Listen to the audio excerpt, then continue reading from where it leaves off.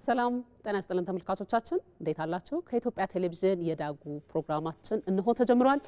አብራችሁን ቆይታችሁ ፕሮግራማችን እንድትከታተሉ በአክብሮት እንጋብዛለን። የዛሬው የዳጉ የመወያያ ርዕሳችን ደግሞ የነጋድራስ የስራ ፈጣሪ አሸናፊዎች ራዕይ ለኢትዮጵያ ያላቸው በተመለከተ ሀሳብ የሚሰጡን ይሆናል። ጥሩ ጊዜ ይሁንልን። እንግዲህ በኢትዮጵያ ቴሌቪዥን ሲተላለፍ የቆየው የነጋድራስ የስራ ፈጠራ ውድድር በሶስተኛ ምዕራፍ 5 በቡድንና በተናጠል የተሳተፉ ተወዳዳሪዎች ሚሊዮነር ያደረገ በኢቢሲ ለወራት የተደረገ ውድድር ነው። እንግዲህ የካቲት 30 በብሔራዊ ቤተ መንግስት በተደረገ ደማቅ ፕሮግራም አሸናፊው ተለይቷል። 5ቱ ለፍጻሜ የቀረቡ ተወዳዳሪዎችም ሚሊዮነሮች መሆን ችለዋል። እንግዲህ ያላቸውን ሀሳብ፣ የንግድ ስራ ፕሮጀክት እንደዚሁም ደግሞ የፈጠራ ውጤት አሳይተዋል። በጣም ብዙ ኢትዮጵያውያን ወጣቶች መነቃቃትን ይፈጥራል ተብሎ ይታሰባል። አጠቃላይ ከዚህ ጉዳይ ጋር ያለውን ፋይዳ ለሀገር ያለውን ጥቅም ጭምር የምናነሳ ይሆናል። በድጋሚ ጥሩ ጊዜ ይሁንልን። ተመልሰን እንገናኝ።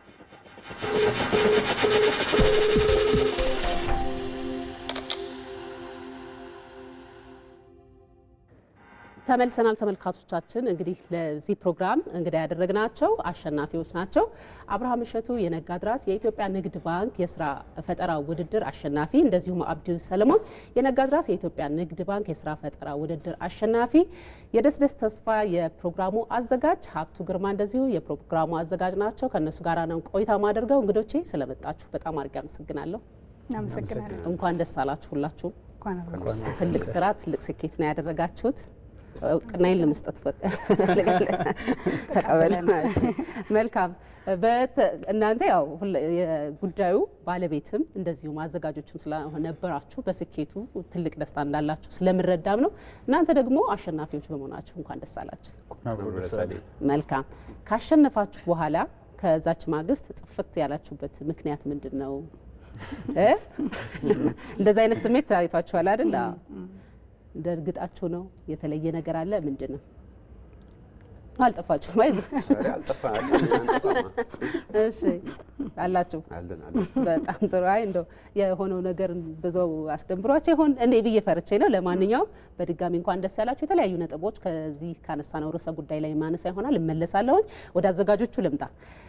ነጋድራስ ምንድን ነው ሀሳቡ፣ እቅዱ? ከዛ ባሻገር ደግሞ ስሙ ራሱ ነጋድራስ ለምን ተባለ? ምንድን ነው የሚለውን ቅድሚያ ተሰጣጣችሁ እንደድሚያችሁ። ነጋድራስ እንግዲህ የነጋዴ ራስ ማለት ነው። ቀደም ባለው ጊዜ የምናውቀው ነው። ነጋድራስ እንግዲህ በቀደመው ጊዜ የረጅሙን የሲራራ ንግድ ከመሀል ሀገር እስከ ሁሉም የአፍሪካ ቀንድ ድረስ እስከ ተዘረጉ ወደቦች ድረስ የተዘረጋውን ንግድ ይመሩ የነበሩ የሲራራ ንግድ ይመሩ የነበሩ ነጋዴዎች ነጋድራስ ይባሉ ነበረ። በኋላም በዘመናዊ ስርዓት ደግሞ ፋናዋጊ የነበሩ ውጭ ሀገር ተምረው የመጡ ለነሱም ስያሜው ይሰጥ ነበረ። የንግዱ ዓለም ላይ ተዋናይ ለነበሩ ሰዎች እነ ነጋድራስ ገብረ ሕይወት ባይከዳኝ፣ እነ ነጋድራስ ተሰማ እሸቴን ማንሳት ይቻላል። እና ከንግድ ጋር በተያያዘ ይሰጥ ነበር። ታሪካዊ መነሻ አለው። እኛ ደግሞ ለዚህ የስራ ፈጠራ ውድድር ስያሜ ስናደርገው እንግዲህ በዛ ዘመን የነበሩ ነጋዴዎች፣ የነጋዴ ራሶች፣ ነጋድራሶች የነበራቸው የመሪነት ሚና ነበረ። ያለፉት ፈተና ነበረ። እንደውም የንጋትን ምልክቶች ናቸው ይባል ነበር። ነጋድራስ ነጋንዴ ይባላል። ነጋድራሶች ከመጡ ንጋት አለ፣ ሰላም አለ፣ አካባቢው የሚያልፉበት ሁሉ ሰላም ነው እንደማለትም ጭምር ነው። እንደዛ አይነት መልእክትም ነበረው። የኛ ዘመን ነጋድራሶች ደግሞ ዘመኑ የሚያመጣው ፈተና አለ። እሱን በብርታት የሚያልፉ የንግዱ ዓለም ላይ መሪ የሆኑ ብርቱዎች፣ ዘመኑን የሚመስሉ ባለ ሀሳብና ስራ ፈጣሪዎችን ለማበርታት ወደፊት ለማምጣት በሚል እሱን አያይዘን ነው ከታሪክም ከዛሬም ለማዋሃድ ይመቻል በሚል ነጋድራስን መርጠናል። በጣም ደስ ይላል። በነገራችን ላይ ይሄ ስም የወታደራዊ ስም የመሰላቸው አንዳንድ ሰዎች አሉ እና ጠይቀውኝ የሚያውቃሉና በእርግጥ ይሄንን ስም ወደዚህ ወደ መድረክ ይዞ መምጣት ታሪክን ወደ ኋላ ፈልፍሎ ማምጣት በኢትሰልፍ በራሱ በጣም ትልቅ ነገር ነውና በጣም ደስ ይለኛል። ወቅቱ እዚህ ላይ ጨምሮ ለራስ ሲቆርሱ ያሳንሱ እናርገውና ደግሞ በደንብ ፕሮግራሙ ላይ እንግባ። ቀለል አድርገን ነው እንጫወት ምናምን ሲሪየስ እናርገው።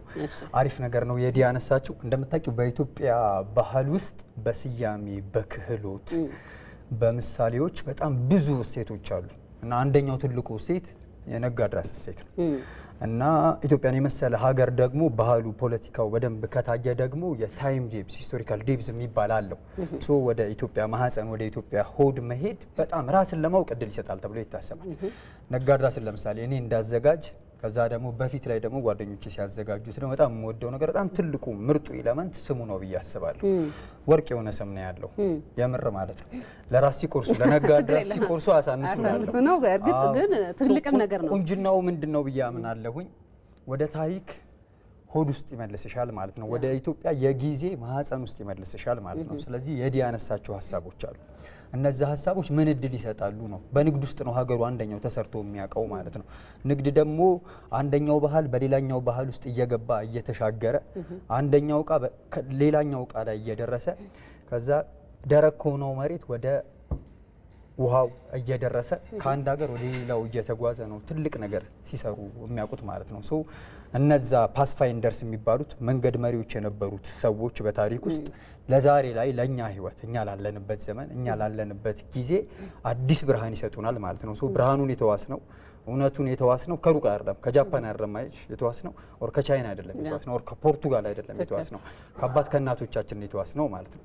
ሶ የነጋድራስ ቁንጅን ነው የሚመስለኝ አንደኛው ይሄ ነው ማለት ነው። የራስ ፀሐይን እንደገና እንዲወጣ እድል ስለሰጠ ነው ማለት ነው። ለምሳሌ አያምርም ይውስ በጣም ቆንጆ ነው የምሬ ነው። በጣም ነው የሚያምረው ስሙ ገዝፎ ብዙ ነገር ይዞ እየመጣ ያለ እንደ ተቋም እኔ ብዙ አመት አይከረምኩት 12 አመት ነው ቆይቻለሁ እና እኛ አንዱ እንደ ተቋም የሚጎለን ነገር ያለንን ቆንጆ ነገር ቆንጆ ነው ብለን ወጠን ናሬሽን አንሰራበት።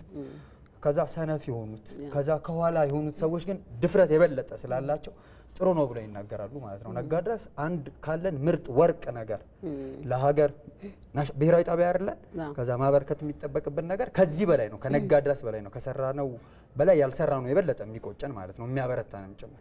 ግን የነጋድራስ ቁንጅና ያንን የባህል የታሪክ የፖለቲካ እሴትን ለዛሬ መዳኛ ለዛሬ አዲስ መንገድ መስሪያ ስለሆነ እንዳዘጋጅ ብቻ አይደለም በቃ እንዲሁ ሳይው ራሱ ደስ ነው የሚለኝ። ዋው በጣም ደስ ይላል። ጥልቅ ፍልስፍና ስላለው በዛ ውስጥ ደግሞ ፕራክቲካሊ ወይም ደግሞ በተግባር በጣም ብዙ ፋይዳዎች የመጡበት ከኢኮኖሚው ከፖለቲካው ከተለያዩ ማህበራዊ እሴቶች ጋራ ብዙ አሻራ አልፎ ወይም ደግሞ ጥሎ ያለፈ ጉዳይ ስለነበረ ነጋድራስን ስም ይዞ መምጣት ትልቅ ነገር ነው። በጣም ነው የምናመሰግነው። ወደነ አብዲ መጣደሆኝ ወደ ሚሊዮነሮቹ ነጋድራሶቻችን ማለት ነው አሸናፊዎች ናቸው። የዘንድሮ የዚህኛው ዘመን ነጋድራሶች እናንተ ናችሁ። በዶክመንተሪያችሁን እየተመለከትኩ ነበረ። ፕሮግራሙ ማለት ከማሸነፋችሁ በፊት የነበራችሁ በራስ መተማመን በጣም የሚገርም ነውና እኔ በጣም ደስ ይለኛል። ልብ የሚሞላ ኮንፊደንስ ነው የነበራችሁና ያ ስሜት እንዴት መጣ? እንዴት አሳደጋችሁት የሚለውን እስቲ። እሺ እኛ እንግዲህ ትምህርት ላይ ያለን ነገር ታውቂያለሽ እስከዚህ ማረለ ነው እና ክላስ ሁላ ፕሬዘንቴሽን አቅርቤ አላቅም ነኝ በግሌ ማለት ነው እና እንዲህ የመድረክ እንትን የለኝም ልምዱ ማለት ነው። ይሄ ግን ፈጠራ ስለሆነ የሰራሽውን ነገር ሄደሽ ማብራራት ቀላል ነው እና በዛ ነው ኮንፊደንሳችን። ስራችንም ደግሞ ኮንፊደንስ ሰጥቶ የሚያናግር ነገር ነው በጣም እና ምናውቀውን ስለምናወራ ነው ያው የምታውቂው ነገር ስለሆነ ምንም እንትን የለውም እና በዛ ነው ኮንፊደንሳችን የመጣው ማለት ነው። መልካም አብርሽም እዚህ ላይ የምትጨምረው ነገር ካለ ይሄ አብሮ በመስራት በራሱ የሚያመጣው ነገር እንዳለም ይሰማኛል። ግን ከማሸነፋችሁም በፊት እንደምታሸንፉ እርግጠኛ ሆናችሁ በዚህ ደረጃ ስነ ልቦናችሁን አጠንክራችሁ በዛ መድረክ መገኘት ቀላል አይደለምና ምንድን ነው ያንን ያመጣው? በግል ስራ ፈጠራ ላይ ብዙ አመት ቆይቻለሁ። እሺ ወደ 8 አመት ምናምን ቆይቻለሁ። ከአብዲ ጋር ሳንገናኝ በፊት ራሱ ብዙ ቆይቻለሁ ምናምን እና ወደ 16 ምናምን ፈጠራ ሰርቻለሁ እና እዛ አካባቢኛ አካባቢ ላይ የሆነ ቴክኒክና ሙያ ላይ ምናምን እንወዳደራለን። ከዛ ኦሮሚያ በዛ ሳትፈላ ነው በቃ እኔ ዝም ብዬ እሄዳለሁ ምናምን በቃ ቤተሰብ ራሱ እንዲወዳደር አይፈልጉም እንዲሰራም አይፈልጉም። ግን በቃ በዛ ሰዓት እኔ ለሀገሬ የሆነ ነገር መስራት እንዳለብኝ አውቃለሁ እና በቃ ጠንክሬ ምናምን እሰራለሁ። እየሰራውም ስላደኩ ደግሞ ድፍረት ምናምን ይኖረኛል በቃ እና አብዲው እንዳለ አሁን ስንማር ምናምን በቃ ፕሬዘንቴሽን ምናምን እናደርግም ክላስ ውስጥ ማለት ነው። እና እዚህኛው ደግሞ የሰራን ያደግንበት ነገር ስለሆነ በጣም ቀላል ነው ማለት ነውና እኔ ብዙ ውድድር ላይም ቀርባለሁ ምናምን ለአብዲ ድንገት መጀመሪያ እንትን ነጋድራስ መጀመሪያ ውድድር ሆነ እንጂ እንደዛም ደግሞ በጣም ድፍረት አለ ማለት ነው። ከኔ በላይ ያቀረበ ነበር ሲጀመር እና ብዙ ውድድር ላይ ምናምን ስለሄድኩ በጣም በዛ ላይ ደግሞ ሰራንበት የሆነ ሰው የሰራንበት ነገር ማስረዳት ይቀላል ያለፍንበት ነገር ነው። ይሄ ደግሞ ችግር ውስጥ አልፈን ስለመጣ ነው ችግር ተው ማስረዳት አለብን ወደ ገባ ለማውጣት ማለት ነው። ይሄን ደግሞ ለዳኞች መነገር ምናምን በጣም ቀላል ነው ማለት ነው ለኛ እንጂ ከዚህ በላይ እናወራለን ነበር የሲጀመር ሳሰል አላገኘን ነው እንጂ ሰዓት አይሰጣቸው 3 ደቂቃ ምናምን ያለው መደረግ ላይ ወጥቼ ይሄ ነብይ ዳኞቹ እንዳለ ዳኞቹ በቃ ምክራቸው ራሱ እንዴት ደስ እንደሚለኝ ማለት እነሱ ምክር እየሰማው ዝም ብዬ እንትን ቢል ራሱ እንዴት ደስ እንደሚለኝ ማለት ነው። እዛ ቁሜና ሲጀመር ከተማርኩ በላይ ሀውሌታው ምን እንዳለችን ለምንድን ነው እንደዚህ ትምህርት እኮ እንማራለን እኛ ግን ከተማርኩ በላይ ከነሱ ላይ ነው የተማርኩት። የሆነ አባባል አለ 10 ዓመት ተማሪ አንድ ነገር ከምታቅ 10 ዓመት ከተማረ ሰው ላይ አንድ ደቂቃ ብትማር ይሻላል ይባላል እና ከነሱ ላይ ብዙ ነገር ነው የተማርኩት። እና ትምህርትና ፈጠራ ደግሞ አይገናኙም በምንም ታምር። ምን ይሄ አሁን ለምሳሌ እነዚህን ካሜራ የሰራኩ ተምሮ አይደለም በዲግሪ አይደለም ካሜራ የሰራ ከሰራ በኋላ ግን ዲግሪ ወስዷል። ይሄ ማይክ የሰራ ዲግሪ ይዞ አይደለም ከሰራ በኋላ ግን ዲግሪ ወስዷል። እና በትምህርት ቢሆን ማንኛ አስተማሪኩ ፈጠራ ሰርቶ ተወዳድሮ ይበላል ነበር ይብሩን ግን ትምህርትና ፈጠራ እንደኔ አይገናኝም። ግን ትምህርትም ደግሞ ያስፈልጋል። ትክክል። እሱም ላይ በነገራችን ላይ ሀብቱም የዲም ሀሳብ ታነሱበት አላችሁ። እንደውም በጣም ኮንትሮቨርሻል በሶሻል ሚዲያም እንደዛ ሆኗል። በብዛት እኔ ስረዳው ሀውለትን ጭምር ዶክተር ሀውለትን ሰው በዛ ደረጃ አልተረዳትም ብዬ አስባለሁ። እንዳልከው ይሄ እንዳለ ሆኖ ግን ከዛ እዚች ጋር ብትጨምሩልኝ የጓደኝነታችሁ ሁኔታስ ማለት ምን ይባላል? ይሄን ባልለው ደስ ይለኛል። ኢትዮጵያውያን አብሮ መስራት መብላት እንጂ አብሮ መስራት ብዙም አይደለም ይባላል። እንደው ሰው ባይወስድብኝ ደስ ይለኛል። ለማንኛውም ግን እናንተ በዚህ ደረጃ ተጣምራችሁ ይሄንን ለማድረግ በዚህ ደረጃ ከፍ ለማለት የመጣችሁበት መንገድ ቀላል እንዳልሆነ አስባለሁ እና መጣመሩ በራሱ ከየት ተጀመረ? እንዴት ነበረ ያሳለፋችሁት ጊዜ?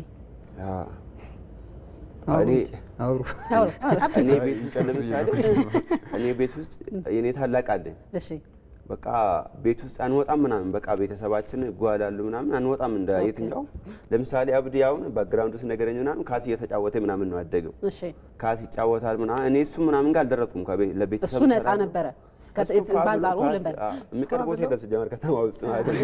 እና እኔ አስወጡኝም ከቤት የሆነ ራቴ ፈጠራታ ብር ራሱ ሰጡኝ ምን አጎቴ ምን ያገዘኛል ውጭ ሀገር ስላለውና የሆነ መፍቻ ምናምን ይሰጠኛል።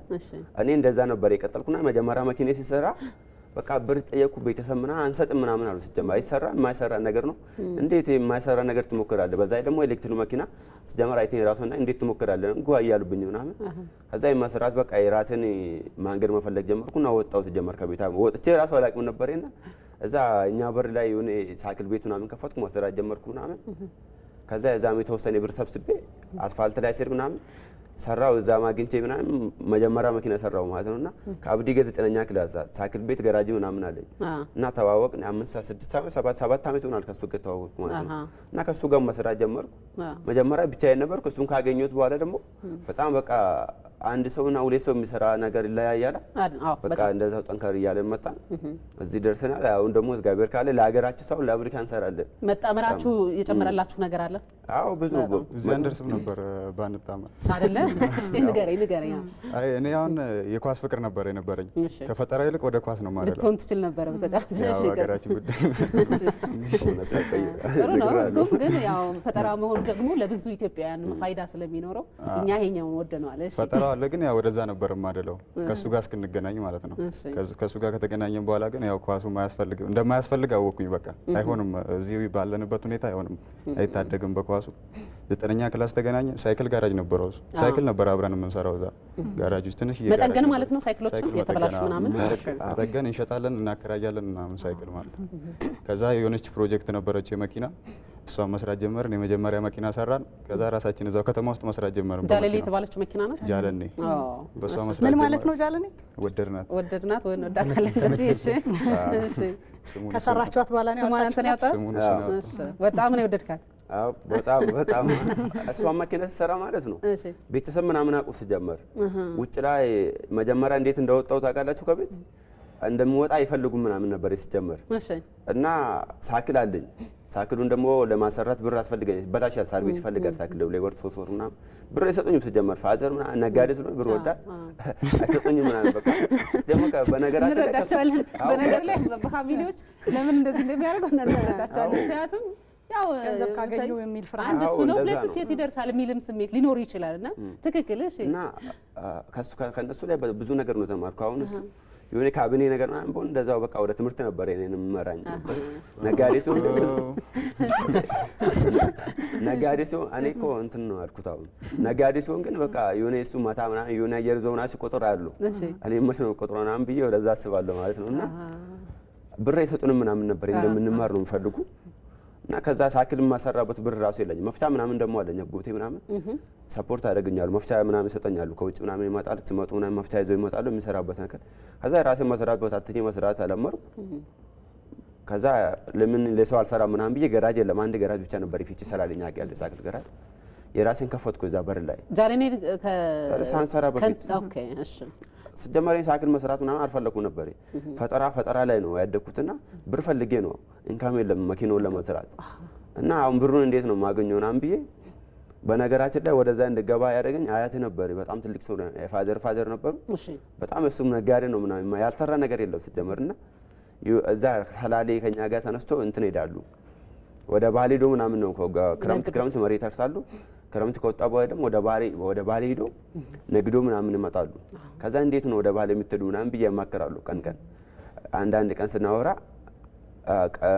ክረምት እናርሳለን ወደ ባሌ ስንሄድ ግን መሳፈራ ብቻ ወስጄ ነው የምሄደው ከባሌ ስመጣ ግን የሚታረስ መሬት ይገዛሉ አሁን ተመለሽ መሬት ይገዛሉ 8 ወር 7 ወር ምናምን ብቻ ሰርቼ እንደዚህ ይገዛሉ አለኝ ከዛ እንዴት ምናምን ብዬ ማሰብ ጀመርኩ እኔም እኮ እንደዛ ከሆነ ወደ አስፋልት ወጥቼ ብክራ ብቻ ካገኘሁት መኪናውን መስራት እችላለሁ የሚለው ነገር አሰብኩ ማለት ነው እና የቤት ኪራይ ምናምን ተፍ አልኩ እዛው ቤት ውስጥ ዞር ብዬ የሁለት ወር አገኘሁት ነው 700 ብር ነበር ምን ከራይ 700 ብር አስፋልት ላይ እኛ ጋር በቃ እንትን ነው ሁሉም ነገር ቅናሽ ነው ከወተት ተነስቶ ማለት ነው ወተት ራሱ 20 ብር ነው አንድ ሊትር እኛ ጋር አሁን ጨምሯል መሰለኝ እና ሁሉም ነገር ስላለ በጣም ቅናሽ ነው እና 700 1400 ብር የሁለት ወር ከፈርኩ ቤት ኪራይ በቃ ቤቱ በጣም ትንሽ ነች ምናምን ለፋዘር ነገርኩ አይሰራ ምናምን እንዳትወጣት ጀመር ከቤት እዚህ ውጭ ላይ ስራለኝ መጀመሪያ እኛ ግቢ በር ላይ መስራት ጀመርኩ ገባ ሲበዛ ምናምን አስፋልት ላይ ወጣው አስፋልት ላይ ሁለት ወር ከፈልኩ ምናምን ከዛ ጀመርኩት ቀንም ፋዘር ደላለ ነው ምናምን ቤት አይቀመጥም የመሬት ደላለ ምናምን ነው አንገናኝም ከዛ ወጥቼ ምናምን እሰራለሁ ሳይክል ምናምን አንድ ሳይክል ነበረች እሷን አከራያለሁ እዛ ለልጆች አይቼ ከዛ እኔ ደግሞ በደንብ እሰራለሁ ገራጅ ምናምን ጠገና ምናምን እሰራለሁ ሞዲፊክ እሰራለሁ የሆነ እዛ የተበላሸ ነገር ማለት እዛ ሞዲፊክ አድርጌ እገጥምለታለሁ ሳይክል እና አየር ሲመጣ የሆነ ልጆች ቀጠርኩ እኔ ጋር የሚሰሩ ልጆች አሉ እነሱም ስራ ፈጠርኩ ማለት ነውና ከዛ አየር ሲበታ ምናምን የሆነ እንትን ስፔር ምናምን ይፈልጋሉ ሳይክሎች ደግሞ ከዛ ብርም ካገኙት በኋላ እዚህ አዲስ አበባ እመጣለሁ በሳምንት መጥቼ ከመርካቶ እንትን አመጣለሁ እነዚህ ስፔር ሳይክሎችን ማለት ነው እንደዛ እያልኩ ያደኩ መጣ እንትን እያደገ መጣ ማለት ነው ገራጃችን በነገራችን ላይ ቤታችን እኮ የተከራየው አስፋልት ላይ ቤቷ እንደዚህ ከገባ ወደ ኋላ ነው የሚወጣው ሜትር በሜትር ነች እንደዚህ ትንሽዬ ነች ውጭ ነው የምንሰራው እቃ ማስቀመጫ እሷ እቃ ማስቀመጫ እንትን ብቻ ነች በቃ እሷ እና እቃ ማስቀመጫ ነች እንደዛ ነበር የምንሰራው እና በነገራችን ላይ ትራንስፎርመር ነበር የዛ ጋር በራችን ላይ ትራንስፎርመር ነበር የዛ ሳይክል የምንሰራ ቦታ በሳምንት አንዴ ይፈነዳል ትራንስፎርመሩና እሱን እየፈራ እንደዚህ እያየ ነው የምንሰራው ማለት ነው እንደዚህ እያየ የሆነ መጀመሪያ የሆነ እንትን ያወጣል ድምጽ ያወጣል የሚፈነዳ ከሆነ ከዛ ራና በቃ የሆነ ችግር ሲፈጠር መሮጥ ነው አሁን እሱ ለምጄ ባለፈው ከቤተክርስቲያን እንሄዳለን እዚህ ያለን ቦታ ሳልተ ምሕረት ቤተክርስቲያን አለና የሆነ መኪና እየሄደ አለ አንድ ላይ ወጥቶ አለ አንዱ ፈነዳ የሆነ ነገር ሲፈነዳ እሮጣለሁ እኔ በቃ እዛ ለምጄ ማለት ነው የሆነ ነገር ተወደቀው አልቆም ሲጀመር እሱ ለምጄ እሱ ነው የማስታውሰው የሆነ ነገር ቡም ሲል ማለት ነው ይሄ ትራንስፎርመር ነው የማስታውሰው እና እንዴት እንደሮጥኩ እሱ ለካ ጎን ነበር እንደዚህ መጥቼ ነው ሮጥኩ ማለት እሱ ወዴት ተከትሎ ሮጥ የሚገርም ነው እዚህ ሀሳብ ላይ እንመለሳለን አንድ ስልክ አለ እሱን እንቀበል ሄሎ ጤና ይስጥልኝ ጤና ይስጥልኝ ጤና ይስጥልኝ ማን ልበል እንግዲህ እንግዶች ምንም ወጣቶቹንም ባለራዕዮቹንም አንቺንም አስፈጻሚውንም ጣቢያውን አመሰግናለሁ። አስር አለቃ አብነት ምትኩ አፍሪካን አትንኩ፣ እሷን ከነካችሁ ይመጣል። እንደዚህ አይነት ወጣት ስራ ፈጣሪዎችን አበረታቱ አንኩላለሁ። እሺ፣ በጣም አድርገን እናመሰግናለን። ደስ የሚል ሁኔታ ነው እና እንግዲህ ወንድሜ ሲናገር እንደምሰማው እንግዲህ ትናንት ትልቅ ቦታ የደረሱት የውጭ ሳይንቲስቶች በሙከራ ነው እና ክብር ለኢቢሲ እና ለኢትዮጵያ ንግድ ባንክ ላለው እንዲህ አይነት ስራ ፈጠራዎች ለራዕይ ምንድን ነው ይጠቅማል የምንለው እንግዲህ የነገ ኤለን መስክ እነሱ ናቸው። ምክንያቱም ወደ ኤሌክትሪክም እየሄድን ነው። ብዙ ስራ መፍጠር ያስፈልጋል። ግን የኢትዮጵያ ንግድ ባንክና ኢቢሲ ብቻ ሳይሆን ሁሉም እንዲህ አይነት ማህበራዊ ኃላፊነትን ለመወጣት ዳኞቹም ጭምር ብዙ ነገሮችን እየተከታተልን ባልዝራት ክብርን ደግሞ ቤተ መንግስት መጡ። እነዚህ ልጆች ራዕይና ኃላፊነት ነው የተሸከሙትና ሁሉ ነገር በሙከራ ነው። ቻሌንጆች አሉ። ስለዚህ ነገር ምን ያደርጋሉ? ትልቅ ካምፓኒ ያላቸው ብዙ ሰው ስራ ይፈጥራሉ። እነሱ ደግሞ ሪፈንድ እያደረጉ ሌላ ፈንድ እያገናኙ ይዘድን ካሚሉ ሊያርሱ ይችላሉ። ወጣቱ ልጅ ዛሬ ሚሊዮነር ቪዥን ስለነበረው እነዚህ ከዚህ ካምፓኒ ጋር አብረው ሆነው ኢትዮጵያ እንግዲህ ትልቁ ነገር ከውጭ የምታመጣው ኤሌክትሪክ መኪና ሊሆን ይችላል፣ ሌላም ሊኖሩ ይችላሉ እና ይሄ ኤክስፐርታቸውን ሳይዘነጉ ይሄ ሞራላቸው የተለያዩን ወደ አንድ እያመጡ ትልቅ ደረጃ ይደርሳሉ ብዬ አስባለሁ። ከዚህ ግን ማስተላለፍ የምፈልገው እንደዚህ ራዕይ ያላቸው መብራትም የሌለበት ታች ከዚህ በፊት የምናውቃቸው እኮ ጀነሬተር ራሳቸው ሰርቶ ምንም ሳይማሩ ማህበረሰባቸው መብራት ያበሩ ልጆች አሉ። ሞባይል የሚጠግኑ እንዳሉ እናውቃለን። ይሄን አቅም ለመጠቀም ግን መቆራረጥ የለበትም። በዚሁ አይነት አቅጣጫ ብድሩን በማመቻቸት ቅድም የተሰጣቸው የምናውቃቸው ነገሮች አሉ። ሚሊዮን ብር ለስራ ፈጠራ ይሰጣቸዋል። ከዛ ሌላ ኢንቨስት ያደርጋሉ። ይሄ ደግሞ ኢትዮጵያ ንግድ ባንክ ይቻላል። ሌሎችም ባንኮች ሌሎችም ሶሻል ሪስፖንሲቢሊቲ የሚባል ማህበራዊ ኃላፊነትን በመወጣት ትልቁን የወጣቱን አቅም ከውጭ የምናመጣቸው ውጭ ኤክስፖርትና ኢምፖርት ላይ ትልቁ ጋባችን ኤሌክትሪክ መኪኖችን አይደለም። ይሄን ለማድረግ በጣም ኃላፊነት አለባችሁ። ራዕያችን ማጨለም ሳይሆን ማበርታት አለባችሁ። አንዳንድ ትንሽ ደረጃ ላይ ሄደን መቀላቀል ሊኖር ይችላልና ለእነዚህ ወጣቶች ማስተላለፈው መልዕክት ነገ የኢትዮጵያ ብቻ ሳይሆን የአፍሪካ ብራንድ የእኛ ኤለን መስክ ናችሁና በርቱ፣ ጠንክሩ። አመሰግናለሁ። በጣም አድርገን እናመሰግናለን። ስለደወሉም ሀሳብ ስለሰጡንም መልካም ቀን ይሁን ለዎት። መልካም ጊዜ። መልካም ጥሩ ሀሳብ ነው የሰጡን። መልእክትም ደርሷቸዋል። የነገ ኤለን መስክ ነው የምትሆኑት የኢትዮጵያ ተብላችኋል። ያው እኛም በዛ ደረጃ ነው የምንጠብቀው። እዚህ ሀሳብ ላይ በእርግጥ ተመልሼ እመጣለሁ። ግን ቀደም ሲል አንድ ያነሳናት ነገር አለች። በተለይ ከዶክተር ሀውለት ጋር የተነሳው ትንሽ አነጋጋሪ ጉዳይ ሆኗል። እኔ በእሷ ነው የምስማማው። ምክንያቱም መማር በራሱ አንድ ጥቅም ነው። ተምሮ ነገሮችን ወደ ፈጠራ አለመቀየር የራሱ ጉድለት ቢኖረውም እነሱ ትምህርትን በተለይ በጣም ብዙ ሰው ሊከተላቸው እንደሚችል ብዙ ሰዎች ሊያዩቸው እንደሚችል አንስታ በተለይ ብሔራዊ ሚዲያም እንደመሆኑ መጠን ያው ትምህርት በጣም አያስፈልግም በሚል ደረጃ ሰው ኮንክሉድ እንዳያደርግ ወይም ደግሞ ወደዛ ደረጃ እንዳይደርስ ነው ያነሳቸው። እኔ እንደገባኝ ማለት ነው። ይሄንን በተለያየ መንገድ ሲበጣጠስ አይተነዋልና ፈጠራ በራሱ ትልቅ ነገር ነው።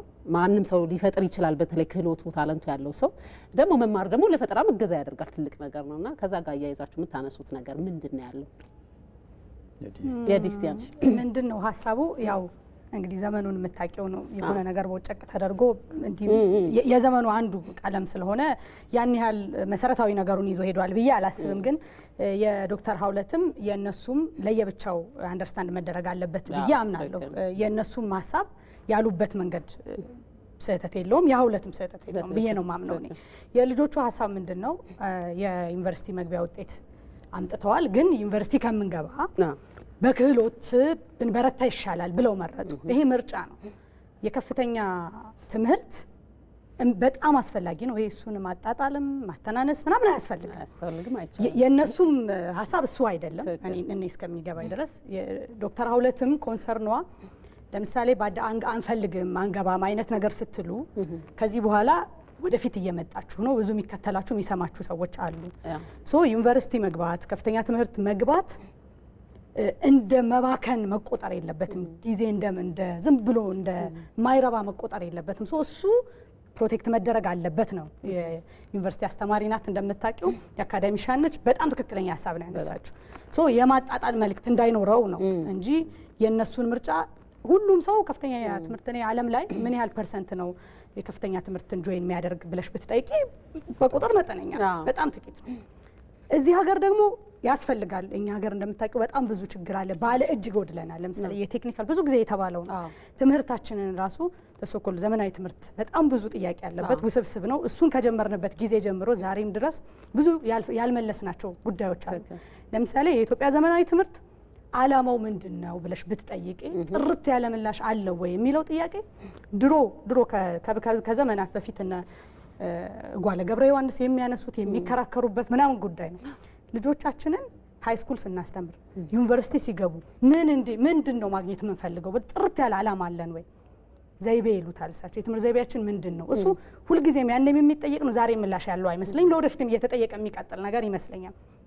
ምን ያህል ነው የቴክኒክ ስኩል ውስጥ ገብቶ የሆኑ የተግባር ጉዳዮችን መፍታት ያለበት? ምን ያህሉ ነው ከፍተኛ ትምህርት መግባት ያለበት? ለምንድን ነው ያን የምናደርገው? ለምሳሌ ይሄን ያህል ፐርሰንት ዩኒቨርሲቲ ይግባ ብለን ስናስብና ልጆቻችን ለዛ ስናዘጋጅ ምን ፈልገን ነው? የትኛውን ችግሮቻችን ለመፍታት ነው? ኤግዛክትሊ የትኛው እሱ ጥርት ያለ ነገር አለን ወይ ብሎ መጠየቅ ማሰብ የሚያስፈልግ ይመስለኛል። ዛሬም ቢሆን የእነዚህ የነጋዴ ራሶቻችን ለምሳሌ ፍላጎት በቃ እስከ 12ኛ ክፍል አሁን ተምረናል፣ አሁን ቴክኒካል ነገር ውስጥ እንግባና እስቲ ተግባራዊ ነገር እናድርግ ነው ምርጫቸው። ዶክተር ሀውለት ደግሞ እሱም በጣም ቆንጆ ሀሳብ ነው፣ ግን መማሩን ደግሞ ማደጉን መጨመሩን ደግሞ አትጥሉት፣ ይጠቅማችኋል፣ የበለጠ ያሳድጋችኋል ነው። እነሱ በኋላም ያሉት ነገር እሱ እንማራለን እንቀጥላለን የሚል ነውና ሀገሩ ላይ ምን ችግር አለ መሰለሽ ወይ ታላቁ ሐዲስ ዓለማየሁ ትምህርት ሁለተኛ ፈጣሪ ነው ይላሉ። ከዛ የሐዲስን ሀሳብ ያሽልኝ። ከዛ እኛ ሀገር ደግሞ ትምህርት እንዴት ነው የተሰጠን ነው ጥያቄ። እኛ ሀገር ልክ ማህበረሰቡ መጀመሪያ የተማረና የበላ በልቶ አይወድቅም ብሎ ተረተለት ማለት ነው። አከበረው፣ አወደሰው ማለት ነው። ከዛ ያወደሰውና ያከበረው ነገር በሚፈልገው ደረጃ ወደ ብርሃን አላመጣውም። ያላመጣበት ምክንያት የተገነጠለ እውቀት ስለሆነ ነው። እኛ ከራሳችን ትምህርት ወደ አስኳላ ሽግግር ስናደርግ ያደረግንበት መንገድ አውሮፓን ስለመምሰል ሌላውን ስለመምሰል ነው ጥረት አድርገን የምናውቀው። ይህንን ሀሳብ ምን ይሉታል? ኤፒስቴሚክ ኩፕ ይሉታል። የእውቀት ፍንቀላ ነው ተከናውኖብን የሚያውቀው። ስለዚህ ህይወት የሰራበት መንገድ በጣም ደካማ ነው። ለምሳሌ እኔ ትምህርት ሁለተኛ ፈጣሪ እንደሆነ አምናለሁ፣ በኢንስቲትዩሽን አምናለሁ፣ በተቋም አምናለሁ። በተመሳሳይ ደረጃ ደግሞ እዚህ ዘመን ላይ ደግሞ ዲኢንስቲትዩሽን ይከናወናል። ከተቋም ውጭ ያሉ ሀሳቢዎች ደግሞ እየመጡ ነው ማለት ነው። አንደኛ ሀሳቤ ለምሳሌ ፈጠራ ነው። ሌላኛው ሀሳብ ደግሞ ስራ ፈጠራ የሚባለው ሀሳብ ነው። የተለያዩ ሀሳቦች ናቸው፣ ግን ዘመዳማቾች ናቸው። ማህበረሰባዊ ሚዲያ ደግሞ ልክ እንደዚህ አይነት አጨቃጫቂ አነታራኪ ጉዳዮች ሲገኝ ደግሞ እልልታ ይደረግለታል ማለት ነው። እልልታውና ሆይታው የሚደረግበት ምክንያት የዘመኑ የትኩረት መሳቢያ ትልቅ ኢንስትሩመንት ስላገኘ ነው፣ ሌላ ምንም አይደለም። ስለዚህ ሊያጨቃጭቀንና ሊያነታርከን የሚገባ ጉዳይ የነበረው ፈጠራ የሚባል ሀሳብን እንዴት አድርገን እናሳድገው፣ ስራ ፈጠራ እንዴት አድርገን የበለጠ እናጎልብተው። ከዛ የኛ የትምህርት መንገድ ደግሞ ማህበረሰብን ህይወት የሚሰራ ማህበረሰብን ፍሬ የሚያፈራ ነገን ደግሞ በአግባቡ እንድንቆጣጠር የሚያደርግ መሆን ነበረበት ማለት ነው። ሊያከራክረን የሚገባ ከዛ ምን አለብን መሰለሽ፣ ሲንድረም ይባላል ችግሩ ማለት ነው። እዚህ ዘመን ላይ ዋነኛው ሙሉ ቁመናውን አትረጁም። ለምሳሌ ሀብቱን እቺ ምናምን የሆነኝና አይደለም የምትረጂው፣ መላጣ ነው ብቻ ልትዩ ትችያለሽ። ተረዳሽ? ወይ ደግሞ ምናምን ነው ልትዩ ትችያለሽ። ያ ትራምፕ ኦፍ ስቶሪ ይባላል። የሆነ ሀሳብ ተወስጂና ላንቺ ወሬ በሚመችሽ መንገድ ብቻ ነው የምትጠቀሚው። ይሄ ህመም ነው፣ የዘመን ህመም ነው። እንዴት ታክሚዋለሽ? ትነጋገሪያለሽ ማለት ነው። እንደዚህ የዲ ሀሳብ የተለየ ሀሳብ ሊኖራት ይችላል፣ እኔ የተለየ ሀሳብ ይኖረኛል፣ እነሱ የተለየ ኦፕሬሽናል አክቲቪቲ ላይ የተለየ ሀሳብ ይኖራቸዋል። ምን ያጸናናል ግን? እሴት ያጸናናል። ቨርቹ ሴንትሪክ የሚባለው ነገር ማለት ነው። ለምሳሌ እነሱ የሰሩት ነገር የማህበረሰብን ችግር በምን ያህል ደረጃ ቀረፈ? የዲ ያመጣችው ሀሳብ በምን ያህል ደረጃ እሴት ሰጠን፣ ህይወት ሰጠን፣ እንዴት አድርጎ ከጨለማው አፋታን የሚባለው ሀሳብ ያሰባስበናል ማለት ነው። አንደኛው ዕዳ ለጭቅጭቅ፣ ለንትርክ፣ ለጸብ የምናወጣው ኢነርጂ ኮሌክቲቭሊ ሀገሩ ላይ ያለን ኢነርጂ በጣም ነው የሚያስደነግጠው። ለዛ ነው ነጋድራስ የሚባለው ፕሮግራም መከራ፣ ስቃይ እና መዓት ባለበት ጉድ በሚያስብል ዘመን ላይ ትንጥዬ ብርሃን ስትሆን እንደምንሰፋ እናምናለን ማለት ነው። እና እነ አብዲ እና አብርሽ ደግሞ የዛች ብርሃን ደግሞ ትንጥዬ ተምሳሌት ስለሆኑ በጣም ብዙ ሌላ ተምሳሌቶች ስላሉ ማለት ነው፣ ያልተወዳደሩ ስላሉ ማለት ነው። ስለዚህ ችግሩ ያገኘነው እውቀት ነው፣ ሰው የወሰደውን የሚመስለው ለዛ ነው። በጣም ጭቅጭቅና ንትርኩ ላይ የበለጠ ብዙ ጊዜ እኔ ምን አምናለሁ፣ ትልልቅ አካዳሚክ ሴንተሮች ዓለም ላይ ከአካዳሚክ ጋር ተያይዘው ተጣምሮ ፈጠራ ውጤትን ትልቅ አድርገዋል። ለምሳሌ የፈውስ ጉዳዮች ከመድኃኒት ጋር ከክትባት ጋር ብትሄጂ ከአካዳሚክ ውጭ ብዙ ባታገኛቸውም ሪሰርች ሴንተሮች፣ የጥናትና የምርምር ማዕከላት ናቸው እነዚህ የሚያመጡት። በእርግጥ ሌሎች ፈጠራዎች ደግሞ በግለሰቦች ደረጃ ከድሮም ከጥንትም ጀምሮ እነ አምፖሉን ከሰሩት ጀምሮ እንዲህ አይነት የግለሰብ ፈጠራዎች ደግሞ ለዓለም ትልልቅ ብርሃን ሆነዋል። ምንም ጥያቄ የለውም። ግን በዚህኛው ውስጥ አለ ፈጠራ፣ በዚህኛው ውስጥ አለ ፈጠራ። የእሷን ንግግር በጣም ሚስኮት የተደረገ መስሎም ስለታየኝና እንትንም ሀሳቡን በራሱ እንዳለችው እሷ ራሱ ገዥ እንዳይሆን የሚቃረን አስመስሎ መቅረቡ ነው ችግሩ። መማርና ፈጠራ የሚቃረን አርጎ ተቃራኒ አብሮ የማይሄድ አርጎ መሳሉ እሱ ነው ስህተቱ። ከዛ ይጀምራል። ወዳጅነታቸው ተረስቷል። እነሱን የመሰለ ቆንጆ ወዳጆች የሉም። እሱን ለማለት ነው። መልካም ወደ እናንተ ልምጣ። እዚህ ላይ ሀሳብ አንድ ስልክ ካለ ይተዋልኩ ነው እመልሳለሁ።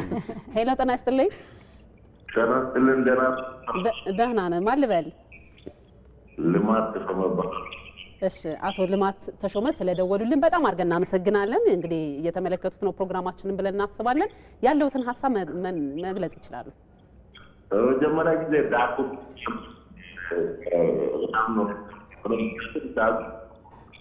ብዙ ቴሌቪዥኑን ይቀንሱት ወይም ደግሞ ያጥፉት። አቶ ልማት ቴሌቪዥንን አጥፉት፣ ስልክ እየተቆራረጠ ስለሆነ። ቴሌቪዥን አጠገቤ ላይ የለም። እሺ የእንቀሳቀሱ ሞባይል አሁን ቀጥል እስቲ። ዳጉ እንትኖችን በአጠቃላይ ላመሰግናቸው ፈልጋለሁ። መጀመሪያ በጣም በዚህ አጋጣሚ ወደፊት አምጥቶ ብዙም ልናገኛቸው የማንችላቸው ሰዎችን ስክሬት በእንደዚህ አይነት ሜዳ ላይ እንድናገኛቸው ምቹ አጋጣሚ በመፍጠራቸው በጣም ልላቸው ፈልጋለሁ መጀመሪያ። ከዛ በመቀጠል ደግሞ ይህን ነጋድራስ ሀሳብ በሀገር ደረጃ እንትን አድርገው እምቅ አቅም፣ እምቅ ችሎታ፣ እምቅ ብቃት ያሉ ኢትዮጵያውያንን ከሆነ ፋይናንሻል ሴክተር ጋር በማገናኘት ውጤታማ እንደሆነና ለብዙዎች ከራስ አልፎ ለብዙዎች እንጀራ ገበታ እንዲሆን ምቹ አጋጣሚ ለመፍጠር ይሄን አይዲያ መጀመሪያ ላሰቡ ስራ ትልቅ ፕላስ ያለ ያና ይገባቸዋል። እንደምታወቀው ኢትዮጵያውያን ከጥንትም ጀምሮ የእምቅ አቅም ችሎታ ባለቤት ነን። እኛ ኢትዮጵያውያን ተፈጥሮ ያደለን እውቀትም ታክሎ ያደለን መዓት እምቅ አቅም ያለን እንትኖች ነን። ያ እምቅ አቅም ወይም እምቅ ችሎታ በውስጡ ላይ ይዞ ካለው ፋይናንስ ችግር ሊሆን ይችላል፣ ካለው የተለያዩ ችግሮች ሊሆን ይችላል። ታስሮ በቤቱ በመንደሩ በአካባቢ ላይ ቁጭ ያለው እንደው ለማውጣት አሁን ይሄዱ ያለው በጣም ሲተገብ ነው። እሱንም እንትን ልፈልጋለሁ። በዚህ አጋጣሚ ግን አንድ ነገር ለማለት ፈልጋለሁ። አሁንም ነጋድራስ ምናልባት ያው ኢትዮ አይዶል ብዙ በአዲስ አበባ ደረጃ ከሚደረገው ወረድ ብሎ እንደሚያደርግ ሁሉ ነጋድራስ ወደ ክልሎች ወርዶ ክልሎች ጋር አሁን ወደ አዲስ አበባ ድረስ መጥቶ ለመወዳደር የተለያየ አይነት ችሎታ እያላቸው አቅም እያላቸው አካዳሚካሊ ታለንትም እያላቸው የተለያየ ነገር ተገድቦ ያሉትን ከፋ ብሎ ለመድረስ ያቀደ ነገር አለ ወይ ብሎ ጥያቄ ነው መጀመሪያ ለማለት ፈልገው። በዛ ጉዳይ ላይ ምናልባት ለመስራት ያሰቡት ወርደው ክልሎች ላይ ከፋ ብሎ ሰዎች ልቃጥም የምትችሎታ ያሉ ሰዎች ያሉበትን ቦታ ደርሶ አቅማቸውን እውቀታቸውን አውጥቶ ወደ ሰፋ ድርጅት ኢትዮጵያ ብዙ ገና ልትሰራባት የሚገባ ያልተሰራች ብዙ ነገር ያልተነካች ሀገር ነች። ብዙ ከምንባላ ይልቅ ብዙ በነገር ከምንፋጅ ይልቅ ብዙ በነገር ከምንቀጣጠል ይልቅ በእንደዚህ አይነት እምቅ እውቀት ያሉትን ከገጠር ከታች እያወጣን ለተለያየ ሰዎች የስራ እድልና እንጀራ እየፈጠርን ትልቅ ወደምንሆንበት ደረጃ ለመሄድ ይሄ አጋጣሚ ተወሩ ግን ወደ ታች ለመውረድ ያሰቡት ነገር አለው። አላሰቡ ልታሰቡበት የሚለው ነገር። መልካም አቶ ልማት በጣም ጥሩ ሀሳብ ነው ያነሱልን። ስለደወሉልንም ሀሳብ ስለሰጡንም እጅግ አድርገን እናመሰግነውታለን። መልካም ጊዜ ይሁንልዎት። አዘጋጆች ዝግጁነት ካላችሁ ቅድም ካላችሁ እሱን ሪያክት ታደርጉበታላችሁ። በኋላ ግን እንደው ካሌለም እንደ ግብአት ትልቅ ነገር ነው ብዬ አስባለሁ። ወደ አብዲ እመጣለሁ። አብዲ ዝም ምን ያልኩ ምን ሆነህ ነው ግን ተው እንጂ ተርናሽ ነው በሚል የመጨረሻው ነው እሱ ትንሹ። እሺ በትምህርት ጉዳይ እንትን ልበል። እሺ ሀሳብ ስጥበት። የኛ ሀሳብ አንማርም አይደለም፣ ግን አሁን በዚህ ባለንበት ሰዓት ለምሳሌ ዩኒቨርሲቲ ብንገባ እኔ 20 ዓመቴ ነው። ቢያንስ 5 ዓመት እማራለሁ ብገባ 25 ዓመት። ከዛ በኋላ ምን አይነት ስራ ሰርቼ እንዴት እለወጣለሁ? ጊዜን ለመጠቀም ነው እናንተ ፍጥነት። በዚህ ሰዓት በቃ እኛ ገንዘብ ይዘን ቤተሰቦቻችንን ማውጣት አለብን። ለዚህ ህዝብ የስራ እድል መፍጠር አለብን። ዩኒቨርሲቲ ገብተ ደግሞ ሁለቱ አንድ ላይ አይሄድም። እየተማርን እንሰራለን፣ ዩኒቨርሲቲ ገብተን አይሆንም። ትምህርቱን እናስባለን፣ ስራውን እናስባለን፣ አይሄድም አንድ ላይ። ስለዚህ አሁን የምንፈልገው የምናስበው ግብ ጋር ከደረስን በኋላ ወደ ትምህርቱ መመለስ እንችላለን። ስለዚህ አንዱ ማስኬድ አለብን ማለት ነው እንጂ አንማርም የሚል ሀሳብ አይደለም ያለን። በጣም ተረድቻችኋለሁ። ትክክል። ውስጣችሁ ግን አሁን በፍጥነት የሆነ ነገር ማድረግ እንዳለባችሁ ነው የሚያስፈልገው። እሱን አሁን ገንዘብ መያዝ ነው ያለብን። መልካም። አብርሽም እንደዛ ነው ስሜትህ? እንደዛው ነው። ግን ሀውሌት ያለች አሁን የማስማ እዛ ላይ ወደ እሷን ምክር በደንብ ወድጃለሁ። ሲጀመር በቀን 2-3 ያዳምጣሉ። ሲጀመር ዳኞቹ ምክር ማለት ነው በደንብ ነው የሚጠቀሙ። መልሰህ ነው የምትደምሰው? አዎ አዳምጣለሁ። ዩቲዩብ ገብቼ ምናምን ነገር ራስ ቲቪ ላይ አገኛለሁ እና በጣም ለኛ ብቻ ሳይሆን ገና ስራ ፈጣሪዎች እየወጡ ያሉ ስራ ፈጣሪዎች እነሱ ራሱ የበዳምጡ ዳኞች የመከሩ ምክር በጣም ይጠቅሟቸዋል። እና ሀውሌት ያለች እኮ እኛ እነሷ ተጋብተናል እኮ ግን ሌላ ነገር ነው መሰለኝ ሚዲያ ላይ መሰለኝ። እሷ ተማሩ ትምህርት እንዳትቋርጡ የሆነ ሰዓት ላይ አለች። እኛ እኮ እንማራለን፣ ትምህርት እኮ አስፈላጊ ነው። ፈጠራማ ብቻ እንትን አይደለም፣ ግን ትምህርት አስፈላጊ ነው። ስለዛ እኮ እኛ እንማራለን። ለምሳሌ አሁን አብዲው እንዳለው 5 ዓመት 6 ዓመት ተምሬት እንወጣ። ለምሳሌ ያለፈ ዓመት ነበር ዩኒቨርሲቲ የምንገባ ነጋድራስ እንደኛ ድባብ ያለ ልጆች ያገኙ ነበር። ዘንድሮ ዩኒቨርሲቲ ነበር ያመንቀው ነጋድራስ ያመልጠው ነበር። ነጋድራስ በዛ ላይ ደግሞ ሀገራችን ውስጥ ያለ ትምህርት ስታንዳርዱ ማለት ነው በቃ እንትን ለፈጠራ ስራ አይመች። ዩኒቨርሲቲ ብንገባ እዛው ተቀምጠን ትምህርት ሚኒስቴር አምኖበት ፍኖተ ካርታውን ቀይሮ አሁን ላይ እንደዚህ ተግባር ተኮር ትምህርት አስተምራለሁ ብሎ በጣም ብዙ ስራዎች እየሰራ ያለበት። ስለዚህ እውነት ነው በቃ ምንም አትሳቀቅስ ለማለት እዛ ብንገባ 5 ዓመት ተምሬት እንወጣ። ለምሳሌ አሁን ሞተር ሳይክል ነው አይመጣ የዜና መጣ ነው ምን ከዛ በፊት 2014 መጨረሻ ዙር 2015 መጨረሻ ላይ ነው እኮ መጀመሪያው መኪና ጨረስነውና በኤሌክትሪክ ኃይል የሚሰሩ መኪኖች ኢትዮጵያ ውስጥ ሳይገቡ ነው ሰራ። በኤሌክትሪክ ኃይል የሚሰራው መኪና ማለት ነው ባለ አራት ግን ኢትዮጵያ ውስጥ መግባት ሳይጀምሩ ግን እኛ እየሰራንበት ነው። ቤተሰቦቼ እየጠቀሙበት ነው። እኛ አካባቢ ሰው እየተጠቀመበት ነው። አብዲ ሲጀመር ሰው ታክሲ ሰራበታል ነበር ወስዶ ምናምን ከቤት በዛች መኪና በዛ የመጀመሪያ በጃለን ማለት ነውና እንደዚህ መስራት እየቻለ ለምን ወደ ገባ አልወጣም? በቃ የሆነ ችግር አለበት ማለት ነው። እኛ ግን ሰርተናልና አሁንም እቺ ሞተር ሰርተናል። ዩኒቨርሲቲ ብንገባ ሞተሩን አስቀምጠን የዛሬ 5 ዓመት ስንወጣ የቻይና ምርት ይገባል፣ የህንድ ምርት፣ የጀርመን ምርት የሀገራችን ውስጥ ይገባል። እኛ መስራት እየቻለን ለምንድን ነው ትምህርት ግን የዛሬ 5 ዓመት በኋላ ብንገባበት ችግር የለም። አሁን ግን ሳይክሉን ሰራን፣ ሳይክሉ ወደ ገባ ብናወጣ አሪፍ ነው። ግን ዛሬ ትምህርት ቤቱን ገባ የዛሬ 5 ዓመት ስንወጣ ሳይክሉን ማን ይገዛል? ከኛ ላይ ምን የግል ጄት ምናምን ይወጣል። ሰው አየር ላይ መሄድ ይጀምራል። ስለዛ ለሀገራችን ጊዜው ፍጥነት ራሱ በጣም ፓወርፉል። በዛ ላይ ደግሞ ተሰጠው ውስጥ የሚነግርህ ነገር ትልቁ ነገር እሱ ነው። ለምሳሌ አሁን ትንሽ ልጨምርሽ እዚህ ላይ ይዘድ ውጭ ሀገር እድል አግኝቶ ነበር። ሰው ውጭ ሀገር እድል ሲያገኝ በዛው ይቀራ ላይ አይመጣም ምናምን ይዘድን ካብር ማለት ነው። አሁን የልጅ አፍሳ ሆነ ማለት ነው። እና 2 ዓመት ተምሮ በቃ ለሀገሬው ነገር መስራት ይችላል ምናምን ብሎ ተመልሶ መጣ ወደ ሀገር ትምህርቱ ሳይጨርስ ማለት ነው። ትምህርቱን ቢጨርስ አሁን 5 ዓመት 6 ዓመት ተምሮ ሲወጣ እዚህ ተመልሶ ቢመጣ ሌላ እንትን ምናምን ይመጣል መስራት አይችልም ማለት ነው ልጅ። ለዛ ነው አቋርጦ የመጣ ትምህርቱንና አሁን እኛም ያለው ለሀገራችን የሆነ ነገር እንስራና እንማራለን። ወደፊት ዘና እያላችሁ ደግሞ በ5 ዓመት እቅዱ ቅድም እያወራኝ ነበር። በ5 ዓመት ውስጥ የት የመድረስ ነው እቅዳችሁ? በ5 ዓመት ውስጥ የራሳችን ምን 5 ዓመት 3 ዓመት የእግዚአብሔር ፍቃድ ከሆነ አሁን ሲጀመር 85 ዓመት ምናምን አልፏል ሊሳካ ነውና የራሳችን ወርክሾፕ እንገነባለን።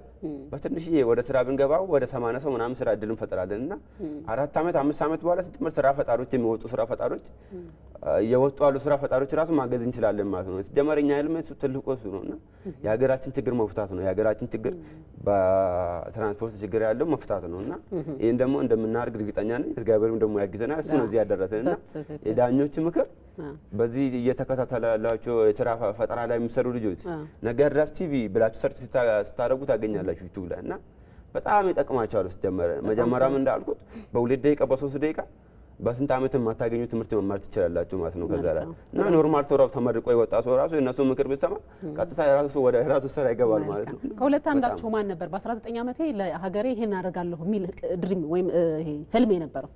ድሮ እኔ ነበር እኔ ህፃን ሆኜ በ19 ዓመቴ የሆነ ነገር ወደ ገባ ወጣለሁ ብዬ ነበር እንዳሰብኩት። የሆነ ፈጠራ ይዘህ ነው መውጣት የፈለግህ የነበረው? አዎ የሚታይ ፈጠራ ማለት ነው። ኮሮና የመጣ ጊዜ በ19 ዓመት በፊት ነው ወደዚህ የሰራሁትና የሆነ በእግር ፌዳል እና ስትነኪ ሳሙናና ውሃ ይሰጣል ምናምን ነው እሱ ሰርቼ አሁን እሱም መሸጥ ይቻላል ነበር፣ ግን እዛ አካባቢ እየተጠቀምንበት ነው።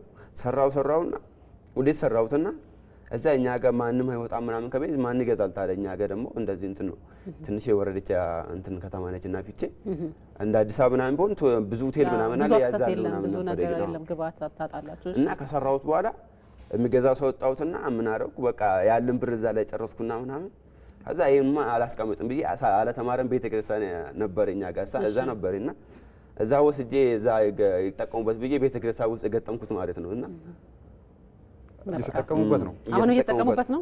አሁን ማን እንትን ተነስቷል መሰለኝ እንጂ በኮሮና ጊዜ ቤተክርስቲያን ልሳለም የሚሄዱ ሰው እዛ እጃቸውን ታጥቦ ምናምን ነው የሚገቡ። እና ሰርቼ በ19 ዓመት ሰራ መኪና ራሱ ማለት ነውና እሱ መኪናው ድጋፍ ብናገኝ ማዘመን ይቻላል ነበር፣ ማዘመን ይቻላል ነበርና አሁን ትተሰራለች መኪናዋ በደንብ ትንቀሳቀሳለች። ትሄዱባታል። ሁለት መኪና እዚህ ነች ያሉት ደመራውን ፈሰራና ክሎት ሚኒስትር ግቢ ውስጥና የመጀመሪያ መኪና ደግሞ እዛ ገቢ እያገኘንበት ነው። አንዳንዴ የሆነ ዳቦ መመላለሻ ምናምን እንሰራበታለን። አሁን ሰራበታለን። የነዳጅ ነች ኤሌክትሪክ ነች? ኤሌክትሪክ ነች። በጣም ጎዝ ናቸው። ኢነርጂያቸው በነገር ላይ ውድድሩ ላይ ዳኞች በጣም ይገረሙ የነበሩት ለሆነሽ ነገር የሆነ ነገር ሲሉ እንዲህም ሰርተናል ምናምን ሲሏቸው የኢነርጂያቸውና የሆኑ ነገሮችን አድርገናል የሚሉበት ቅለት ምናምን አንዱ የውድድሩ ጊዜ የሚያስደንቅ የነበረው ነገር ነው። ቅድም ስለ ትምህርት ስታነሽ ሳረሰው አንድ ዘመኑ ካመጣቸው በረከቶች መካከል ብዙ ጊዜ የሚባል ስለሆነ ነው። ድሮ ለምሳሌ ትምህርት በተለይ መደበኛው እውቀት የሚገኝበት መንገድ ውስን ነበር። ምናልባት ወይ በመደበኛ ትምህርት አልፈሽ የሆነ ቦታ ላይ ነበር የሚገኘው። አሁን ዘመኑ እውቀት ፈላጊ ካለ መማር የሚፈልግ ካለ እውቀት የምታገኝበት መንገድ በጣም በሽ ሆኗል ማለት ነው።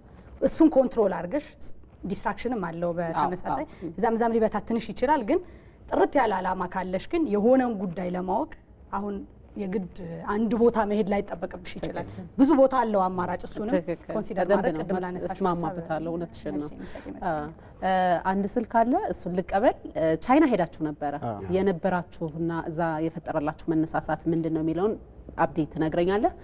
ሄሎ፣ ጤና ይስጥልኝ። እግዚአብሔር ይመስገን። ማን ልበል? አቶ ታምራት እባላለሁ ከአዲስ አበባ። እሺ አቶ ታምራት ስለደወሉልን በጣም አድርገን እናመሰግናለን። የነጋድራስ የስራ ፈጠራ ተወዳዳሪና አሸናፊዎችን ይዘን እንደዚሁም አዘጋጆቹ ጋራ ቆይታ እያደረግን ያለ ነው። ያለውትን ስሜት ሊነግሩን ይችላሉ? እኔም ያው ካለፈው ከ2016 ጀምሮ ስከታተል የነበረው ፕሮግራም ነው። አብዲንና አብርሃምን እንኳን ደስ አላችሁ ለማለት እወዳለሁ። ያስቀድሜ እናመሰግናለን ብለዋል። እሺ አዎ፣ ሌላ ደግሞ ምንድነው ከነዚህ ልጆች የተማርኩት ነገር ኮፓፕ አድርገው አንድ ላይ መስራታቸውን መስማማታቸውን የታዘብኩበት ነው። ብዙ የዲግሪም ሆነ ማስተርስ ያላቸው ልጆች በዚህ ፕሮግራም ላይ ቀርበው ብዙ እውቀታቸውን ያሳዩበት ቦታ ነው። ነገር ግን አብዲና አብርሃም ፈጠራቸው ብዙ ኢትዮጵያን ያስደነቀ ነው። አንድነታቸውን ያሳዩበት ቦታ ነው። ምክንያቱም ዲግሪ ያለው ሰው ወይም ማስተርስ ያለው ብቻ አይደለም የሚወጣው፣ በተሰጥኦ ደግሞ ሰዎች በፈጠራ ስራ መውጣታቸውን ነው የታዘብኩት። የሆነ አባባል አለ፣ ዮ ወሊ ገለኒ አላገለኒ ይባላል። እነዚህ ልጆች 7 ዓመት ትርጉሙ ዮ ወሊ ገለኒ አላገለኒ ማለት ያው የእነሱ የጀነራል ታደሰ ብሩ ልጆች ናቸው። ይገባቸዋል ትርጉሙ። በአማርኛ ሁለት ሰዎች ተስማምተው ወደ ሆነ ቦታ ቢሄዱ ግባቸውን ያሳካሉ ነው። ስለዚህ እነዚህ ትናንሽ ልጆች ናቸው፣ ግን ከፈጣሪ በተሰጣቸው ስጦታ ሀገራቸውን ማስጠራት ችለዋል። ቅድም አብሬ ሲናገር ከሀገርም አልፈን አፍሪካን የምናስጠራ ልጆች ነን ብለዋል። አዎ ትክክል። ኮንፊደንሳቸውን በጣም አደንቅላቸዋለሁ። የነጋድራስ ዳኞችንም እንዲሁም ደግሞ ደስንም በዚህ ፕሮግራም ላይ ብዙ ስታቀርብ ነበረ። እንኳን ደስ አላችሁ ማለት ፈልጋለሁ። በጣም አድርገን እናብዲንም ደግሞ መተን ስራችሁን እንደግፋለን፣ እናግዛችኋለን፣ እናበረታታችኋለን። ኮንግራጁሌሽን ማለት በጣም አድርገን እናመሰግናለን አቶ ታምራት ስለደወሉም ሀሳብ ስለሰጡን እንደዚሁ ስለደገፉንም ጭምር መልካም ቀን ይሁንልዎት። በጣም ሀሳብ ሊጨምር መሰለኝ የበለጠ ቆንጆ እንዲያደርገው ሀሳባችን እንዲሞላው ማለት ነው። ብዙ ያሰብንበት ሀሳብ የድዬ ፕሮግራሙን የፍጻሜውን ፕሮግራም እንሰራ ስንል ብዙ ያሰብንበት ሀሳብ የወንድማማችነት ሀሳብ ውስጡ ነበረው። ሙሉ ዓለምና ምስጋና ወንድማማቾች ናቸው። ከዛ አብርሃምና አብዲ ጓደኞች ናቸው። ከዛ ብዙ ተረክ ያልሰራንበት ጉዳይ ከእውቀት ማዕከል የመጡትን በተለይ ደግሞ ከዩኒቨርሲቲ ማዕከላት የመጡትን ረቡኒዎች መምህራንን ብዙ ትኩረት ሳንሰጠው ትንሽ ያልፈነዋል ብዬ አስባለሁ። የደሳለው ጉዳይ ብዙ ተነስቷል። የዶክተር ደሳለው ታደሰ ጉዳይ ግን በተመሳሳይ ደረጃ ሌሎቹም ልጆች ልክ እንደዚህ አይነት ባክግራውንድ ነበራቸው። ለምሳሌ የአበባው ጓደኛ የሆነው አማረ ለምሳሌ ደብረ ማርቆስ ዩኒቨርሲቲ መምህር ነው። ከዛ ሙሉ ዓለም የምስጋና ወንድም ደግሞ አሶሳ ዩኒቨርሲቲ ያስተምር ነበር። ስለዚህ ምን ማለት ነው? አስተማሪ ነበር። ደሳለው ደግሞ እዚሁ አዲስ አበባ ያስተምራል፣ መቀሌም ደግሞ ያስተምር ነበር ማለት። ስለዚህ የመጨረሻ የፍጻሜ ደረጃ ላይ የደረሱትን ሰዎች ብናያቸው በሶስት አዕማድ ልንገልጻቸው እንችላለን ማለት ነው። አንድ ወንድማማችነት የተገለጸበት፣ ሁለት ደግሞ ጓደኝነት የተገለጸበት፣ ሶስተኛ ደግሞ እውቀት ጥበብ የምትባለዋ ነገር፣ ሁለተኛ ከእግዚአብሔር ቀጥላ ሰውን የምትፈጥር ነች የተባለችው ነገር፣ ሶስቱ ውድድር ያደረጉበትና ህብረት ያደረጉበትና አሸናፊነት ያደረጉበት ነው ማለት ነው። ስለዚህ ሰውም እኛም ጭምር እዚህ ውስጥ ያለ ነው ሰዎች ጭምር እኛ እንኳን አዘጋጆች ስለሆነ እናውቀዋለን። በአጋጣሚ ያችን ኢለመንት ትንሽ ያሳነስናት ስለመሰለኝ አሁን ማስታረቂያ ነጥብ ላረጋት ስለፈለኩ ነው። ስለዚህ ሀገሩ ላይ አንደኛው የጎደለን ነገር የእውቀት ክፋሎት አለ ተብሎ ይታሰብ የለ ተከፍሏል ተብሎ ይታሰባል። ስለዚህ አንደኛው ቆንጆ ሸጋ ብርሃን የታየው የእውቀት ብርሃን ነው ማለት ነው። ያንን የእውቀት ብርሃን ደግሞ ከና አብርሃም ጋር ውድድር አድርጓል፣ ተባብሯል። ከሌሎቹ ልጆች ጋርም ውድድር አድርጓል፣ ተባብሯል ማለት ነው። ስለዚህ አንደኛው መልካችን ነበር ማለት ነው። ስለዚህ ቆንጆ ህብረት ነበር ብዬ ነው የማስበው። ትክክል። ጥሩ ሀሳብ፣ ጥሩ ነጥብ ነው ያነሳህ ነው። ማሳያም መሆን የሚችል ነገር ስለነበረ በጉዳያችን ላይ ወደ አብዲ መጣና እስቲ ቻይና ስትሄዱ በጣም በውስጣችሁ በደንብ ይሄ ፈንቅሎ እንዲወጣ እድል ሰጥቷችኋል ወይ? ምንድን ነው ያያችሁት ነገር? አዎ እዚህ ለመምጣታችንም ቻይና መሄዳችን ነው አንደኛ አስተዋጽኦ ያለው። መቼ ነበር ሄዳችሁት? ቻይና አመት ሊሆኑ ነው። ያሁኑ ወር ውስጥ ነው የሄድነው እና ስንሄድም በኤሌክትሪክ መኪና የሚሰሩ ልጆች ተመርጠን ነው። በኤሌክትሪክ የሚሰሩ ደግሞ ኢንስቲትዩት ውስጥ እኔና እሱ ነን ያለ ነው። ከዛ 7 ልጆች ደግሞ የቤንዚል ነው የሰሩት። ያው አብረውን ሄዱ መኪና ሰርተዋል በሚለው። ከዛ እዛ ስንሄድ የመኪና ሀሳብ ነው ያለን እኛ እንዳልንሽ። እዛ ስንሄድ ግን እነሱ የሚጠቀሙት ሞተር ሳይክል ነው። አብዛኛው መንገዳቸው መጨናነቅ የሚፈቱት በሞተር ሳይክል ነው። እነሱ ከመኪና ይልቅ ሞተር ሳይክል የሚበዛው በቃ እንዳለ። ከዛ እሱን አየንና ለምን ወደዚህ ወደ ሞተር ሳይክል አንገባም ማለት እኛ ይህን ሞተር ሳይክል ስናየው ለመስራት ይከብዳል ትንሽ ሞተር ሳይክሉ። ከዛ ሀሳብ አመጣን፣ ዩቱብ አየንና እንዴት ይህን መስራት አለብን የሚለው ሀሳብ መጣ። ከዛ ቀጥታ አላንገራገርንም፣ እዚህ እንደመጣን እሱን መስራት ጀመረን ሞተር ሳይክሉን ማለት ነው። እና ቻይና በጣም ብዙ ነገር እኔ በቃ የተመቸኝ ሀገር እሱ ነው። ለእናንተ በጣም የሚመች ሀገር ማለት ፈጠራን በጣም በቃ በፈጠራ ነው ሁሉ ነገራቸው ያለው። እነሱ በፈጠራ ነው የሆነ ነገር ይሞክራሉ፣ ከፈለጉት ይሞክሩታል። በቃ የሚያግዳቸው ነገር የለም። እና የኛ ሀገር ለምን እንደዛ አይሆንም? እኛ ደግሞ ወደ ፈጠራው አያመዝንም። የኛ ሀገር ደግሞ ትንሽ ወደ ትምህርቱ ምናምን ነው የሚሄደው። የኛ ሀገር ለምን እንደዛ አይሆንም በሚለው ነው እኛም እሱን ለማስፋፋት ነው የፈለግነው። ይሄ አሁን ብዙ የሚሰሩ ልጆች ከኛ በለጠ የሚሰሩ በጣም ብዙ ልጆች ጎበዝ ልጆች አሉ፣ ግን ድፍረት ነው ያጡት። ድፍረት ይሄ ፈጠራ ደግሞ ድፍረት ይፈልጋል። በድፍረት ካልገባሽ አይሆንም። እና ቻይና ሜዳችን ያው እዚህ ለመምጣታችን ምክንያቱ እሱ ነው ሲጀመር ቻይና ሜዳችን ማለት ነው። ደስ ይላል። በሂደትም እንዲህ አይነት ኤክስፒሪየንሶች በእናንተ ውስጥ መጥተው ለለውጥ መነሳሳት መቻል ትልቅ ነገር ነው። ወደ አዘጋጆቹ ስመጣ እንግዲህ ትልቅ ተቋም ነው ኢቢሲ። ማህበራዊ ኃላፊነቱን በተለያየ መንገድ ለመወጣት በጣም ከፍተኛ ጥረት የሚያደርግ ተቋም ነው። ከዚህ ጋር ተያይዞ ይሄን ለማድረግ ሲነሳሳ ምንድነው መልእክት ማስተላለፍ የፈለገው? ያው ማህበራዊ ትራንስፎርሜሽን ያስፈልጋል፣ ለውጥ ይፈልጋል። ማህበረሰብ መለወጥ አለበት። ከሆነ ስቴጅ ወደ ሆነ ስቴጅ መሄድ ያስፈልጋልና ነጋድራስ በዚህ ሂደት ውስጥ በዚህ እሳቤ ውስጥ ምን እንዲነግር ፈልጋችኋል? ምንድነው እንዲነግረን የፈለጋችሁት? ነው ምንም አልፈለጋችሁ እንዴ? በተባለ ስራ ፈጣራ እልፍ ነገር ነው የፈለግነው። ከልፍ ሁለቱን ኢቢሲ ሚዲያ ስለሆነ ብሔራዊ ሚዲያ ስለሆነ ሀገራዊ ሀሳቦችን ኃላፊነት ወስዶ የመስራት ኃላፊነት ስላለበትና የሚዲያ ፓወሩን ተጠቅሞ እየሰራንበት ነው እንጂ የስራ ፈጠራ ጉዳይ የስራ ሀሳብ ጉዳይ እኔ በጣም የብዙ ባለድርሻ አካላት የኔ ያንቺ የሁሉም ጉዳይ ነው ብዬ ነው የማስበው። እኛ ሀገር በጣም ብዙ ችግሮቻችን ውስብስብ የምንላቸው ችግሮቻችን ሁሉ ሊፈቱ የሚችሉበት መንገድ ባለ ሀሳቦችና ስራ ፈጠራ ነው ብዬ በጣም ነው ማምነው። አንዳንድ ጊዜ እኛ ሀገር ኢትዮጵያንም አፍሪካንም ብትይ በጣም ለዘመናት የፈተነን ጉዳይ የእርስ በርስ ግጭቱ እንኳን ብታስቢው ኢኮኖሚው በጣም በብዙ መንገድ ታገኘዋለሽ።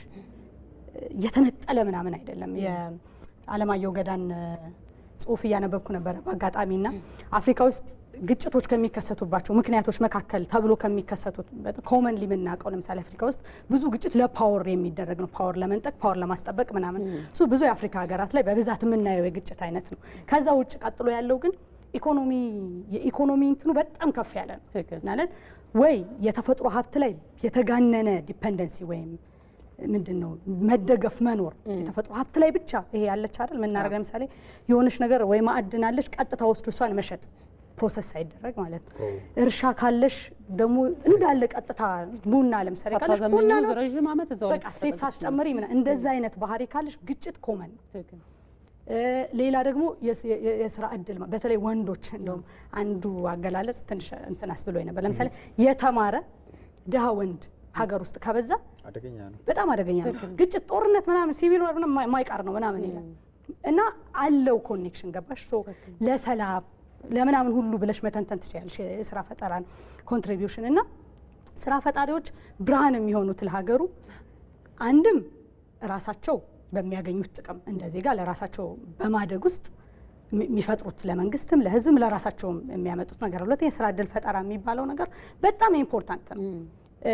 ማለት እንዴት ነው መሰለሽ የኢኮኖሚን ጉዳይ በጣም እሱ ብቻውን ራሱ በጣም በስፋት መነጋገሪያ የሚሆን ጉዳይ በጣም እንዳለጥጠው ሰጋለው። ግን ይሄንን ሁሉ ኃላፊነት የሚያመጣ ስለሆነ ነጋድራስ ብሎ የስራ ፈጠራ ሀሳብን ጉዳይ ብሎ መወያየት እና ልጆቹን ማበርታት። ነጋድራስ እንደምታውቂው መሸለም ብቻ አይደለም አላማው በፕሮግራሙ ራሱ በጠቅላላ አንደኛ ሀሳብ ያላቸው ሰዎች ቁጭ ብለው እነሱ እንኳን ብዙ እድል ምናምን አግኝተዋል። ሌሎቹ ብታይ አሉ ደግሞ እየፈሩ ተባ እያሉ ይዘውት መጥተው ሊያድግ የሚችል ነገር እንደሆነ ተነግሯቸው ፓርትነር አግኝተውበት መጥተው በማውራታቸው ሀሳባቸውን በመግለጻቸው ፓርትነር አግኝተውበት በቀጥታ ከፕሮግራሙ ከሚያገኙት ሽልማትና ጥቅም ውጪ አሁን ብዙ ሰው ነው የሚጠይቀን የገሌን ስልክ እንፈልገዋለን እባካችሁ አብረን ልንሰራ ነው ገሌን ምናምን የሚሉን በጣም ብዙ ናቸው። ሶ በዛ መንገድ ስራቸውን እየቀጠሉ ያሉ በጣም ብዙ ልጆች አሉ። ሁለተኛ ዳኞቻችን እንደምታውቂው በጣም አንጋፋዎች ናቸው በስራ ልምድ በትምህርት ሶ እነሱ በሚሰጧቸው ሀሳብና አስተያየት ልጆቹን 1 2 3 ብሎ ወይ ማሸናፊ ማድረግ ብቻ አይደለም አላማው። እንዲህ ማድረግ አለባችሁ፣ ይሄን በዚህ ጨምሩት፣ ይሄ እንዲህ አይሆንም በመባል የሚያገኙት ለሰን ቀድማ አብርሽ የሆነ የተረታታረታለች በህይወት ካገኙት ልምድም ጭምር ነው ሼር የሚያደርጓቸውና እሱ በጣም ያበረታቸዋል፣ ይጠቅማቸዋል። ሶስተኛውና ሌላው በጣም ጠቃሚው ነገር የስራ ፈጠራ ኢንቫይሮንመንቱን ቀላል ማድረግ። አሁን እኛ ሀገር በህግ በፖሊሲ ፈተና አይደለም ወይ ስራ? አሁን የሆነ ሰው የሆነ የስራ ሀሳብ ቢኖረው እንደው ተነስቼ ቆይችን ትንሽዬ ነገር ጀምሬ እንደ ያርጋ አሳድጋለሁ ቢል መጠየቅ አለብን። ምቹ ነው ወይ ፖሊሲው ህጉ ምቹ ነው ወይ? ከዛ ባለሀብቶቻችን አላቸው ወይ ያስቡታል ወይ? የሆኑ ሰዎች ትንሽዬ ስራ የመፍጠር ሀሳብና ፍላጎት ካላቸው ማን ነው የሚደግፋቸው እንዴት ነው የሚደግፋቸው የሚለው ነገር ይታሰብባታል። እሱን ቻሌንጅ እናደርጋለን ማለት ነው በፕሮግራሙ ፕሮሰስ ውስጥ። ከዛ የስራ ፈጣሪዎቻችን ቀላል እንዲሆንላቸው ስራ መጀመር ማደግ የፖሊሲ ጫና መፍጠር ህጎችን እስከ ማስቀየርና እስከ ማስለወጥ ከሌሉም ደግሞ ህጎች እንዲወጡ ሁሉ እስከ ማድረግ የደረሰ ተጽዕኖ እንዲኖረው ማድረግ ነው። እንደውም የጀማሪነትን ፈተና ማቅለል ነው እንላለን። የነጋድራስ አንዱ አላማ መጀመር ብዙ ጊዜ በጣም ከባድ ነው እንደምታውቂው። በደረጃ እንኳን ብታስቢው አንደኛዋን ስቴፕ መውጣት ትንሽ ርቀት አለው፣ መውደቅ አለው፣ መነሳት አለው። እሷ ላይ ድጋፍ መስጠት ነው። ከዛ አንዷን ከያዟት በኋላ ከዛ በኋላ የራሳቸው ነው ይሮጣሉ ማለት ነው። እነሱ ከ3 ዓመት ከ4 ዓመት በኋላ የሚያቀዱትን ነገር ሲነግሩሽ በጣም ትልቅ ነው ራያቸው ማለት ነው። ለሷ ትንሽ ጠጠር መደገፍ ማለት በጣም ትልቅ ነገር ነው የሚለውን ማሰብ ትልቁ ሀገራችን ላይ ትልቁ የትግል ሜዳ ሚዲያ ነው። የዲህ ቆንጆ አርጋን ስተዋል ሚዲያ ነው። ከዛ ብሔራዊ ጣቢያ ስትሆኚ ደግሞ ከወርቅም ወርቅ የሆነ ነገር መስራት መቻል አለብሽ። የተረግ ግጥሚያ ስታከናውኚ ወይ የሚት ግጥሚያ ስታከናውኚ አሪፍ እሴት ነው መፈለግ መቻል ያለብሽ። ነጋድራስ የሚባል እሴት አለ። ከዛ ሀገሩ ደግሞ ራሱን ችሎ ደግሞ ፈተናዎች አሉት።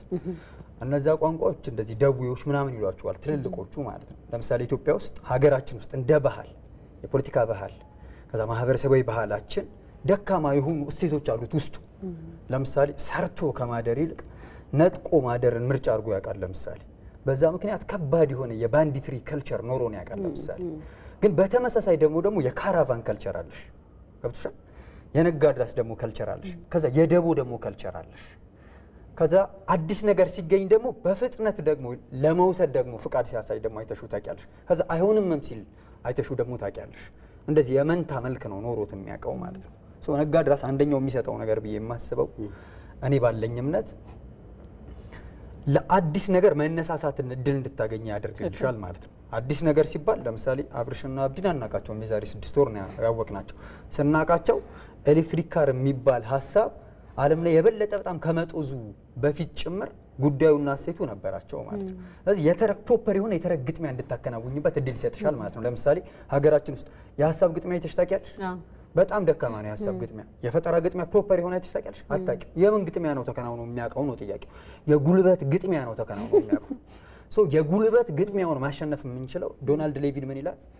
የኢትዮጵያ ባህል ሽግግር አድርጎ የሚያውቀው ይላል ከዱላ ወደ መሳሪያ ነው ይላል። ከዱላ ወደ መሳሪያ ሽግግር እንድናደርግ ያደረገው ብቸኛው ኃይል ማይት ኢዝ ፓወር ማይት ኢዝ ራይት ብለን ስለምናስብ ነው። ስለዚህ ሽግግር ማድረግ የነበረብን ከምን ከዱላው እንወጣና ወደ ሀሳብ፣ ከሀሳብ እንወጣና ወደ ኢኮኖሚ ነጻነት እንመጣ ነበር ማለት ነው። አማርታ ሲል ምን ይላሉ?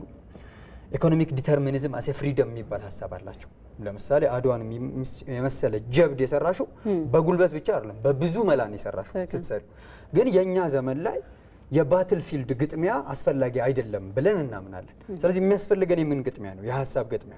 ከሀሳብ ምን አይነት ሀሳብ? የምናብ ሀሳብ። ለምሳሌ የፈጠራ ሀሳብ ምናብ አለ ውስጡ።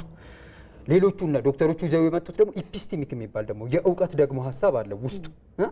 ስለዚህ እውቀትን ይዘሽ ምናብን ይዘሽ ከዛ ሀሳብን ይዘሽ በአደባባይ ትታያለሽ ማለት ነው። በነገሮች ላይ ዳኞች ይዳኛሉ፣ እውነት ነው። ህዝብም ደግሞ በየቤቱ ይዳኝሻል ማለት ነው። በየጓሮ ይዳኝሻል ማለት ነው።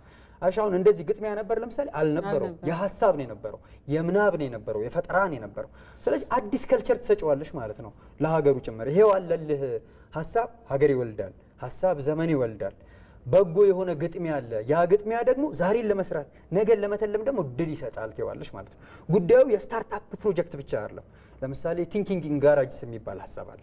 እነዚህ የስታርታፕ ፕሮጀክቶች በጋራጅ ውስጥ የሚታሰቡ አንድ ሀሳቦች ናቸው ተብሎ ስለሚታሰቡ ይሄ ገና ጅምር ነው እኮ መስራት የምንችለው። ለምሳሌ ኤለን መስክ መጣር በመሬት ላይ ተወለድኩኝ ግን ለምን ጨረቃ ላይ አልኖርም አለ።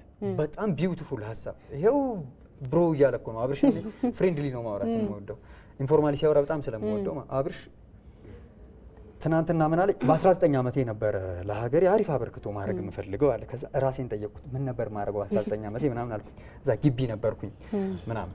ሶ ምን ልልሽ ፈልጌ ነው፣ ይህንን የመሰለ ምናብ ይሰጡሻል ማለት ነው ልጆቹ። ፕሮግራም ነው ያንን እድል ይሰጥሻል ማለት ነው። ሶ ግጥሚያችን አይሽ ለዘመነ ጉዳይ ነው የምንጋጠመው ማለት ነው። ለሀሳብ ለተባለ ምናብ ለተባለ እውቀት ለተባለ ጥበብ ለተባለ ለምን ሀገርሽ የምን ሀገር ስለሆነ የአንድምታ ሀገር ስለሆነ የእውቀት ሀገር ስለሆነ ማለት ነው። ስለዚህ ያንን እሴት የበለጠ ከፍ እንዲል እድል ይሰጣል ብዬ አስባለሁ። አይሹ ሰውየው ራሱ ከፍ ያለ ነው ልክ እንደዚህ ስታየው ማለት ነው። እሱን ይሰጣል ብዬ አስባለሁ። በጣም አሪፍ፣ በጣም ትልቅ ሀሳብ ነው። እውነት ነው እንዳላችሁትም እኔ የምጋራው ተመልካችን ጨምሮ በማነሳሳት ኢንስፓየር በማድረግ በጣም ብዙ ቦታ እኔን ኢንስፓየር ያደርገኛል በደንብ ማለት አንዳንድ ሰው እኮ አለው እውነት ለመናገር ጥሩ አቅም ያለው ሆኖ ፈራ ተባ ያለ ይሄ ሀሳብ ጠቃሚ ነው ወይ ብሎ የሚያስብ ሊኖር ይችላል። እንዳልሽው የደስደስን የሚመጡ ሀሳቦችን ጭምር ሬሌቫንት በጣም ጠቃሚ ናቸው ብሎ ተመልሶ እንዲሄዱ ማድረግም ይሄም ትልቅ ነገር ነው። ከዛም ሌሎች እንዲመጡ ማበረታታት ትልቅ ነገር ነው፣ ትልቅ ተልእኮ ነው ብዬ አስባለሁ። ለዚህም እናንተ አዘጋጆች በመሆናችሁ እንኳን እድለኞች ናችሁ፣ እንኳን ደስ አላችሁ ለማለት ፈልጋለሁ። ወደዛ ልምጣ እንዴ ከኋላ ደስ ይላል። ብዙ ነው የሚያስፈልገው እንዳልኩ።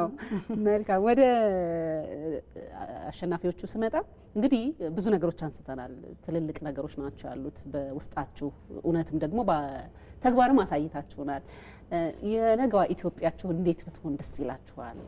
ከእናንተስ ምን እንደሚደረግ ወይም ደግሞ ምን እንደምናደርግ ታስባላችሁ? በግል እኔ የነገዋ ኢትዮጵያ በፈጠራ የታጀበች ኢትዮጵያ ብትሆን ደስ ይለኛል። ምክንያቱም ልናድግ የምንችለው እንደዛ ነው። እንዳልኩሽ ቻይናን ብታይ በፈጠራ ነው ቻይና በፈጠራ ነው ያደገችው። እኛም በፈጠራ ብናድግ በጣም ደስ ይለኛል። እንደዛ ሆና ነው ማየት የምፈልገው። እኛም እየሰራን ያለ ነው ለዛ ነው እና እንደዛ ቢሆን ደስ ይለኛል። እዚሁ ላይ ምንድነው አሁን የመጣንበት መንገድ ቀላል አይደለም። እሱ አብርሃም ሲያነሳው እንደነበረው በጣም ብዙ ሙከራዎች አድርጋችኋል። ወደዚህ መድረክ ያልመጡ በራሳችሁ እየተነሳችሁ የወደቃችሁ የመጣችሁበት መንገድ አለና እንደው አሁንም እኔ ማህበረሰብ መኮንን በጣም ደስ አይለኝም፣ ግን ለፈጠራ ማበረታቻ የሚሆን ብዙም ዝንባሌ የሌለን በጣም ብዙ ሰዎች አለን በአካባቢያችን እና አንዳንዱ እንዳውም ትንሽ ዲስከሬጅ የሚያደርግ ሊሆን ይችላል፣ ማያበረታታ ሊሆን ይችላል እና እናንተ ከዚህ በኋላ ፍኖት በመሆን ለሚመጣው ትውልድ ፈጣሪ ወይም ደግሞ ፈጠራ ይዞ ለሚመጣው ወጣት ብርሃን ሆኖ ለመቀጠልስ ምን ያህል ዝግጁ ናቸው? ሀሳባችንም ወስነኛ እኛ ብዙ ተብለናል። በዚህ መኪናውን ላሜራ ሰርቶ ሰው ሊገጭ ነው፣ ሰው ሊገለብጥ ነው፣ ብዙ ተብለናል። ግን ያ ነገር ነው የሚያስፈልገንም እንደዛ የሚባለው ነገር ነው። ምክንያቱም በዛ ነገር በንዴት ምናምን ሌላ አዲስ ነገር ትሰሪያለሽ። ቁጭት ነው ላሜራ ነው ስትባይ ፋይበር ግላስ አድርገሽ ትሰሪያለሽ እና ያ ቁጭት በጣም ወደ ላይ እንድትወጪ ያደርግሻል ማለት ነው። እዛ ደርሰሽ ነው እነዛን ሰዎች ደግሞ እነሱ ላይ መሳቅ ያለብሽ እዛ ደርሰሽ ነው እና በርቱ ነው ለማለት እንፈልገው። ፈተናዎችን ወደ ድል መቀየር እኛ በጣም ብዙ ነው። በዚህ እድሜ ስታይ ምንም ያሳለፍን አልመስልም። አይ ተመስላችሁ ይገባኛል። እኔ እረዳለሁ። በእርግጥ ልጅ ይገባኛል ማለት የሆነ ነገር ለማድረግ ቀላል አይደለም። በጣም ብዙ ችግርን አሳልፈን እዚህ የመጣ ነው በጣም ማለት ነው እና ግን ያው እዚህ ደርሰናል። ተመስገን ነው ብቻ። በጣም ደስ ይላል። እዚህ ላይ አብርሃም ጨምረው በተለይ የነገዋ ኢትዮጵያ ያንተ ትውልድ ኢትዮጵያ እንዴት እንድትሆን ልትፈልጋለህ? ብዙ እቅዶች እንደሚኖሩ ውስጥ የሆነ ነገር እንደሚያስብ እረዳለሁ። ለዛ ነው የምጠይቀው። አንድ ሀገር ለማደግ እንትን ያስፈልጋል ወይ ሁለት ሶስት ነገር ያስፈልጋሉ። አንደኛ ላይ የተማሪ ሰው ያስፈልጋልና ፈጠራ ያስፈልጋል። ፈጠራውን አንድ ሀገር ለማሳደግ የጀርባ አጥንት ነው ፈጠራ ማለት ነው እና ለምሳሌ ያደጉ ሀገራቶች አሁን አሜሪካ፣ ቻይና አሜሪካ ብንወስዳው ትልቅ ያደገች በፈጠራ ነው። በቃ ፈጠራ የሚሰሩ ልጆች ላይ ባለሀብቶች ኢንቨስት ያደርጋሉ። ባለሀብታው ፈጠራ የሚሰራ ሰው ከመጣ ቶሎ ኢንቨስት ያደርጋል ይዞ ማለት ነው። እኛ ሀገር ግን በፈጠራ ስናመጣ ወደ ባለሀብት ስንል ይሮጣል ባለሀብቱ ማለት ነው። እዛ ሌላ ሀገር ያደጉት ሀገር ግን ፈጠራ አንድ ሰው ፈጠራ ሲያገኝ ወደ እሱ ይሮጣሉ ባለሀብቶች። እኛ ሀገር ግን ይሮጣሉ ከኛ ወደዛ ማለት ነውና ባለሀብትም በነገራችን ላይ አንድ እዚህ ሀሳብ ላይ ሰሞኑን ነጋድራስ ትልቅ የሰበረው ነገር ብዬ ማስበው ከዚህ በፊት አንዳንድ ፕሮግራሞች አሉ። በጣም ብዙ ሼልፎች ላይ ተደርድረው የተቀመጡ የዩኒቨርሲቲ ተማሪዎች የሰሯቸው መፍትሄ ያሏቸው የጥናትና ምርምር ውጤቶች አሉ። ግን ወደ ተግባር ተቀይረው ወደ ኢንዱስትሪ ሲገቡ ብዙም አልታዩም እና ይሄ ደግሞ ባለሀብቱ ብዙ ፈልጓቸው ወደዛም ስለማይሄድ ጭምር ነው። አንድ የሰበረውና የኢትዮጵያ ንግድ ባንክን ከዚህ ጋር ያይዞ በደንብ ተቋማት ላይ ያለበት በጣም እሱ ትልቁ ነገር ስለሆነ ሼር ያደርጋል ያለው የተሰበረም ነገር ስላለ ነው። በዛው ሪኮግናይዝ ለማድረግ ነው። ቀጥል እና ፈጠራ በጣም አስፈላጊ ነውና ለአንድ ሀገር ለማሳደግ በጣም ፈጠራ በጣም አስፈላጊ ነውና እኔ በግሌ ሲጀምር ማለት ነው ቶሎ የሆነ ነገር አድርግቼ እነዚህ ፈጠራ የሚሰሩ ልጆች ማለት ነው ጥንት ይዘ አሁንም ቢጃይ 100 ሺህ ምናምን ሰጥ 100 ሺህ አይበቃም እኮ ፈጠራ ለመጀመር ግን ዘር ነው የሚለው ቢጃይ ማለት ነው። ዘር አሁን ኢትዮጵያ ንግድ ባንክ የሰጠን 1 ሚሊዮን ማለት ነው። ከዚህ በፊትም የተለያየ ውድድሮችን በልቻለሁ። 10 ሚሊዮን ያለፈው 1 ሚሊዮን 10 ሚሊዮን ሰጥቶናል። 1 ሚሊዮን የኢትዮጵያ ቴሌቪዥን ይሰጣል። ነጋድራስ ሰጠን 10 ሚሊዮን ደግሞ ኢትዮጵያ ንግድ ባንክ ብድር ይሰጣልን አሉ እና እነሱ የሰጡን አሁን ዘር ነው። ዘር ደግሞ ቢጃይ አሁን ለምሳሌ 100 ሺህ ምናምን ይሰጣል ልጆች። ብዙ ጓደኞቼን አውቃለሁ አሁን ፈጠራ የሚሰሩ የሀገር ጓደኞች አለኝና እነሱ 100 ሺህ እያገኙ ነው ከቢጃይ ማለት ነውና በ100 ሺህ ጠንከር እያሉ ነው የሚመጡ። ለካ ልፋቴ እንደዚህ ያመጣል ለካ አሁን ደግሞ ቢሰራ ከዚህ በላይ ያገኛለሁ ነው የሚሉና አሁን ነጋድራስ የሰጠንም 1 ሚሊዮን ዘር ነው እና እነዚህ ልጆች ዘሩ ሲያገኙ ደና ገበሬ ያስፈልጋል ይላሉ ቢጃይና ደና ገበሬ ደግሞ አለን። ዘር ማለት ደና ገበሬ ማለት አሁን ደግሞ የጠፋ መሬት ነው። መሬቱም ደግሞ ያስቡበትና በዚሁ እንትን እንደማረጉልንና የማይቻል ነገር የለም ማትፈልጌ ነውና እዚህ ፈጠራ የሚሰሩ ልጆች ብዙ ልጆች አሉ። በዚሁ መልእክት ማሳለፍ የሚፈልጉ ፈጠራ ስራ ላይ የሚሰሩ ልጆች በጣም ብዙ ልጆች ለምሳሌ አሁን እዚህ ኢትዮ ቻይና ስራና ክህሎት ሚኒስቴር ስንገባ 400 ምናምን ልጆች ነበሩና እዛም አሪፍ ነው በጣም ድጋፍ እያደረጉልን ነው ምናምንና 400 ሰዎች ምናምን ማለት አሉ ማለት በደንብ በሰበሰቡ ደግሞ ከዚህ በላይ አለ ማለት ነው እዚህ ሀገር ላይ እና ብዙ ስራ ፈጣሪዎች አሉና ተስፋ ቆርጦ ምናምን ይተዋሉ። ከኔ በፊት የሚሰሩ ልጆች አሉ። አሁን ከኔ ታላቅ ምናምን ፈጠራ የሚሰሩ ብዙ ልጆች አሉና የሆነ ውድድር ይሸለማሉ፣ ብሩን ይወስዳሉ። ብሩን በሽልማቱ ቀጥታ ወደ ገባ መግባት አይችሉም። ሽልማት ብር ዘር ነው መጀመሪያ እንዳልኩት። በዘር ደግሞ ወደ ገባ ዘር ጎተራ አይገባም ይባላል። በዘር ደግሞ ወደ ቀጥታ ካምፓኒ ማመረት ምናምን አይቻልም እና እሷ መጀመሪያ ዘር ነች። ዘሩን ለማሳደግ ደግሞ የሆነ ባለሀብቶችና መንግስት ምናምን ድጋፍ ያስፈልጋል ማለት ነውና ብዙ ልጆች ሽልማቱን ይወስዳሉ። በሽልማቱ ብር ራሳቸውን ላይፍ ይጀምራሉ። ሽልማት ብር ወስደው ወይም ደግሞ ይደረጉት ጀመር ለሀገራችን ነው እየሰራን ያለ ነው። እኔ አሁን ከዚህ 1 ሚሊዮን አግኝቻለሁ ከነጋድራስ 10 ሚሊዮን ደግሞ ኢትዮጵያ ንግድ ባንክ ይሰጣቻለሁ እያለ ነው። በዚህ ብር የሆነ የሀገራችን ችግር መፍታት አለብን እኛና ስራ ፈጠራ የምትሰሩ ልጆች 4 ነገር ከቻሉ በቃ ቀጥታ የማይሰራ ነገር የለም። መጀመሪያ ሀሳብ ካሉ ሀሳቡን የሚወዱ ከሆነ መጀመሪያ ሶስተኛ ደግሞ ይሄ ሀሳብ ወደ ገባ ወጥቶ የሚሸጥ ከሆነ ስለወደደ ብቻ ከሰራ ሰው ይገዛል። እኔ አሁን መኪና ስለምወድ ከሰራው መኪናው በቤዝል የሚሰራ ከሆነ ቤዝል መኪና ምን ይገዛል? ከዚህ ሀገር ላይ ቤዝል መኪና ያስፈልግ እና እሱ የሚሰራ ስራ ገባ ላይ ማርኬቲንግ ላይ መሸጥ አለብህ። አራተኛ ነገር ደግሞ የሀገራችን ተጠቃሚ የሀገራችን ምርት መሆን አለበት። እነዚህ ከሆኑ መቼም የሆነ ሰዓት ላይ የሆነ ቦታ ደርሳሉ እንትን ይባላል። ሰው ልጅ በድብቅ በሚሰራ ነገር በአደባባይ ይሸለማል ይባላል እና የሆነ ቀን ስኬት አይቀርም ማለት ነውና ጠንክራችሁ ስሩ ነው የሚለው። እኛም እዛ ውስጥ ነው አልፈን የመጣ ነውና ብዙ ችግር አይቻሉ። እንደ ባሪያ ነው የሰራ ነው በእውነት ስራ እንደ ባሪያ ነው የሰራ ነው። በአደባባይ ተሸለማችሁ ደስ ይላል። እንደ ባሪያ የሰራ እንደ እንትን ይኖራል ይባላል፣ እንደ ንጉስ ይኖራል ይባላል እና አሁንም ደግሞ ገና ነው። ከዚህ በላይ ደስ ብሎኛል ግን ስለተሸለም ነው። ከዚህ አሁን ደግሞ ከዚህ በላይ ደስ መቼ እንደሚገኝ ታውቃለች። ይሄ ፈጠራ ወደ ገባ ወጥቶ የሀገራችን ችግር መፍታት ስንችል ነው። አሁን ንግድ ፍቃድ ላወጣ ምናምን መገናኛ ያለው እዛ ንግድ ፍቃድ እያወጣው ነውና ምናምን በሞተሩ ነው የሚሄደው። ብዙ ሰዎች አንተ አብራም እናቃለን እኮ ምናምን እንደዚህ ለምንድን ነው በራስህ ብቻ የምትነዳው? ለእኛ ማሰራም እንደ የብዙ ሰው ጥያቄ ማለት ነው። እና አስበስ ጀመረ እንቅልፍ ራሱ የለም እንደዛ ሲሉኝ ምናምን ይሁን አሁን ነጋድራስ ቲቪ ለቀቀው የመጀመሪያ ዙሩ ኢንተርቪዋችን ላይ እሱ ቪዲዮ ተለቆ ነበርና እሱ ስር የሀገር ኮሜንት ነው አለ በመቶ ሺህ ታይቷል። እንትኑ ራሱ አንዱ እኔ እኮ አካል ጉዳተኛ ነኝ የአብዲና የአብዲ ስልክ ቁጥር ይፈልጋሉ ይሄን ነገር ስሩልኝ። ሰው እንደዚህ እያለ ደግሞ እንዴት እንቀመጣለን?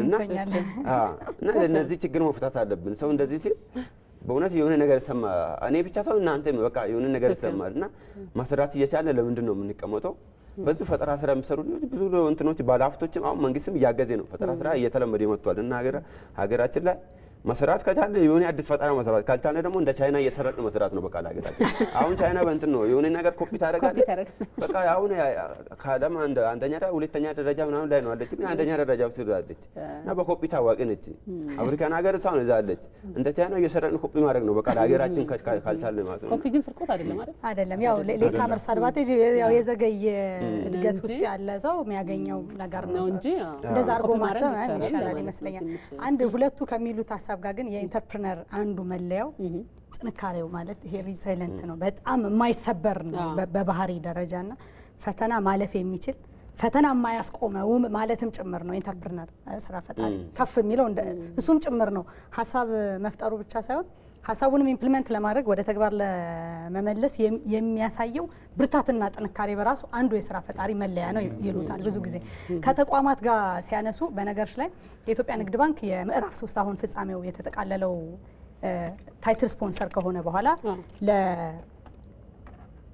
ለምርጥ አምስቶቹ የሚሰጠው ያለ ማስያዣ የብድር እድል ማለት እኛ ሀገር ፈተና የሆነው ብዙ ጊዜ በተለይ ለስራ ፈጣሪዎቹ የፋይናንስ እጦት ነው። ድጋፍ መነሻ ገንዘብ ከባንክ ቢጠይቁ ኮላተራል የሚባል ጣጣ አለ እና ስለዚህ በእኛ ሀገር ሲስተም በከረምንበት የፋይናንስ ሲስተም ገንዘብ ያለው ብቻ ነው ብድር የሚያገኘው ሀብት ያለው ማለት ነው። እንደውም ብዙ ጊዜ ምን ተብሎ ይተቻል? የእኛ ባንክ ከድሃ ገንዘብ ይሰበስብና ለሀብታም ያበድርብናል ይባላል። ምክንያቱም ማስያዣ የሚባል ነገር ያለው ሀብት ንብረት ያለው ብቻ ስለሆነ ያንን እድል የሚያገኘው እሱን ነው የሰበረው ማለት ነው። የንግድ ባንክ ማለት ፋና ወጊ ነው የሆነው ማለት እንችላለን። በዚህ መንገድ ከዚህ በፊት ለሌሎቹ የሚጠይቀውን ክራይቴሪያ ሁሉ ተውላቸዋለሁ ያን ሁሉ አይጠየቁም።